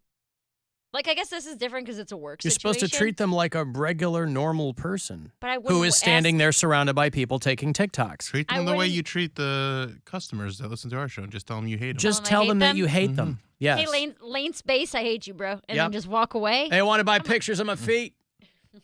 I know you're into men, but what about these feet? Just walk up to them and be like, here, watch some of my videos. Hey, listen. What about my TikTok, Lane Space? No, you go, hey, are you Justin Timberlake? No. Oh. Why not? I don't know. I got all weird inside. My chest started to feel funny, and my heart was beating real fast, and I got sweaty. Hey, are you JC Chazies? Shazay. But Pardon me? nothing. Hey, are you Wait, did you not say JC it right? Chazé? Are you Chris Kirkpatrick? See, these are the guys nobody remembers. They remember JT. They remember Lane Space. They remember Joey Fat One.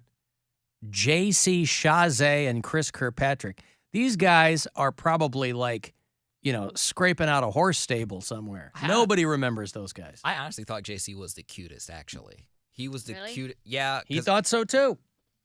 In the It's Gonna Be Me, like he had the black spiky hair. I'm more into a brunette. I wasn't good with the ramen noodle curls, but like the The dark hair. The Raymond. It took me a second. I go, who's Raymond Noodle? Raymond Noodle curls. Gotcha. Yeah, that's what Justin Timberlake had at the time, and I don't know, it didn't do it for me. He looks a lot better now that he has, he's more clean cut. But JC, black women loved JC for whatever reason because he was soulful and he was like tall, dark, and handsome. Did you realize that NSYNC was the last letter of each of their first names? No. That's people have allegedly said that how they got before, the name of the. I didn't know that. No, it isn't. The last letter of what? I heard that's The like last- a thing, but then it's didn't we already talk about this once? And like, Did we? It's not right. The last letter of what? Each of their names? Because Justin starts with a J. The last letter, letter of each of their names. No, because Justin ends with an N. Joey Fatone. Their first, NYS. the last letter of their first name. No, there's 2 S's. Justin, Chris, Joey, Jason, and JC. NSYNC. Lance has an E at the end. There's no E in sync. Well, this says initial members. He wasn't one of the initial members. Lance Bass got added later. That's not true. Is the internet going to lie to me, Mary? Unless they called him Lan. No, they had already come up with a name before he joined. According to this. Maybe this isn't true. I mean, it's very important, though. Lance It really is. Maybe he represented the asterisk. But then as there's in, still maybe he's gay. There's still Maybe no he's not. N. Ha! NSY. There's a second N that's missing. Justin. Missing. There's 2 N's. You're driving me crazy. The initial members were Justin, Chris, Joey, a guy named Jason, and JC. So Lance Bass replaced a guy named Jason. Oh, I didn't know that. A guy named, I don't know. A guy named Jason Carr. Oh, that's why he got going down there in Orlando. Yeah. Yep. I don't know. Whatever. I just Googled it, and that's what it said. I don't know. But very exciting for Mary. With everybody talking about the Oscars, I don't want to pass the Razzies. I'm more interested in the Razzies when those come out. The award that celebrates the worst performances. Now, along the years, there will be somebody who is nominated for an actual Oscar and is also nominated for a Razzie. People at the Razzies go, we don't buy this, it sucks. I think Halle Berry went one year to accept her Razzie. There have been some people along the way who have come in person to accept their Razzie. Tom Hanks is nominated for a Razzie for playing Colonel Parker in Elvis. They just put him in a fat suit. Gave him a weird accent. Pete Davidson is nominated for a Razzie for Worst Supporting Actor. Jared Leto for Morbius. It's Morbin time. Right. Tom Hanks is doubly nominated for a Razzie for Pinocchio. The stoner comedy Good Morning grabbed a number of nominations. Worst Picture, Worst Actor for Colson Baker, our own Machine Gun Kelly.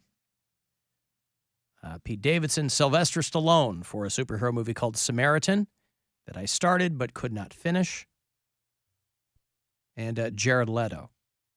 They've also apologized to a 12-year-old girl that they nominated for Worst Actress, a girl named Kira Armstrong. They rebooted Stephen King's Firestarter, I think about this time last year. I don't know if anybody saw it. But the Razzies nominated the 12-year-old lead actress for Worst Actress, and they have since apologized to her and said that they will establish an age limit. She's a little kid. She's 12. Right. Well, you got to get a thick skin, baby. You want to be in Hollywood. What, your first time out of the gate? You're like, I'm the greatest thing ever. They go, no, you stink. I mean, if you can Now get go nominated back. for an Oscar for your performance, why couldn't you be nominated for a Razzie? Yep. Zac Efron was in that movie, but they didn't nominate him. Is it worse to be nominated for a Razzie or not be nominated for anything? I think it's probably worse to be nominated You think? for a Razzie. I'd rather get nominated for a that Razzie than nothing. It's at least getting your name out there. Yeah. Right? People are talking about it. Sucking. But then people go, well, now I got to see this movie. And who cares why they see it? It's like people talk about hate watching. I don't care. You hate listening to this show? Cool. It still works for me. I don't care why you do it. Anyway, the 12-year-old girl's name has been, they've apologized. They removed her name from the ballot. And they said, going forward, nobody under 18. This poor girl. Honey, I heard you got a nomination. Yes, worst actress in Firestarter. And a lot of people are upset. The Razzies are already mean-spirited and classless, but nominating a kid is repulsive. Mean-spirited and classless, that's the heart of Hollywood. That's the core of show business. Mean-spirited and classless. Everybody's trying to rise above it. Everybody's trying to do work that will separate them from the herd.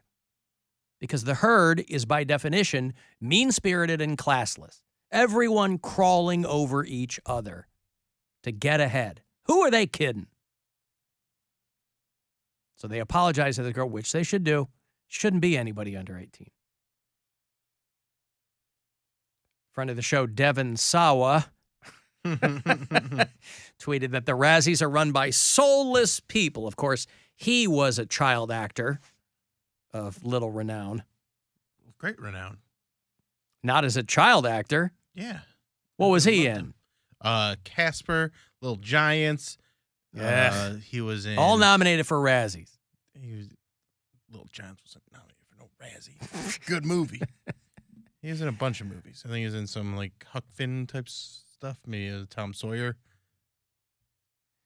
They also... He was a heartthrob. Yeah. It was like Devin Sawa and JTT running the world back then. Oh, God, I love JTT. They have also are preparing to give a special award to Bruce Willis, who appeared in 11 awful movies last year. They created a category called Worst Performance by Bruce Willis in a 2021 movie. Because Bruce Willis famously, even before he announced he was sick, I'm sure he knew before, obviously, they released it, but he famously costs $1 million. And he will be in your movie if you can pay him $1 million and you have to shoot all of his scenes in one day. That's the only criteria. So if you want Bruce Willis and you can shoot all his scenes in a day and you have $1 million, he will be in your movie. But that's kind of going away too, obviously, because he's got that brain disorder. Yeah, he retired. Yeah, he can't really. But before that, I mean, Bruce Willis has been in more movies you've never heard of than ones you have. Seriously. Some people just like to work. I'm sure that was part of it. I'm sure once he knew he was sick, that probably accelerated that process too. But like Samuel L. Jackson, he's been in a billion movies you've never heard of. Back in the day, they went straight to DVD or they go straight to streaming. He just likes to work. And what's the matter with that? Well, you going to wait around until some Oscar bait comes by? You want to work, man. You want to work. You're like, yeah, I'll be in your movie. Cool. That's what you should do, Mary, is get Samuel L. Jackson to fill in for you for this movie so you can go do the Don't Tell shows. You think they'd be able to notice? Mm-hmm. He could probably do a New York accent, right?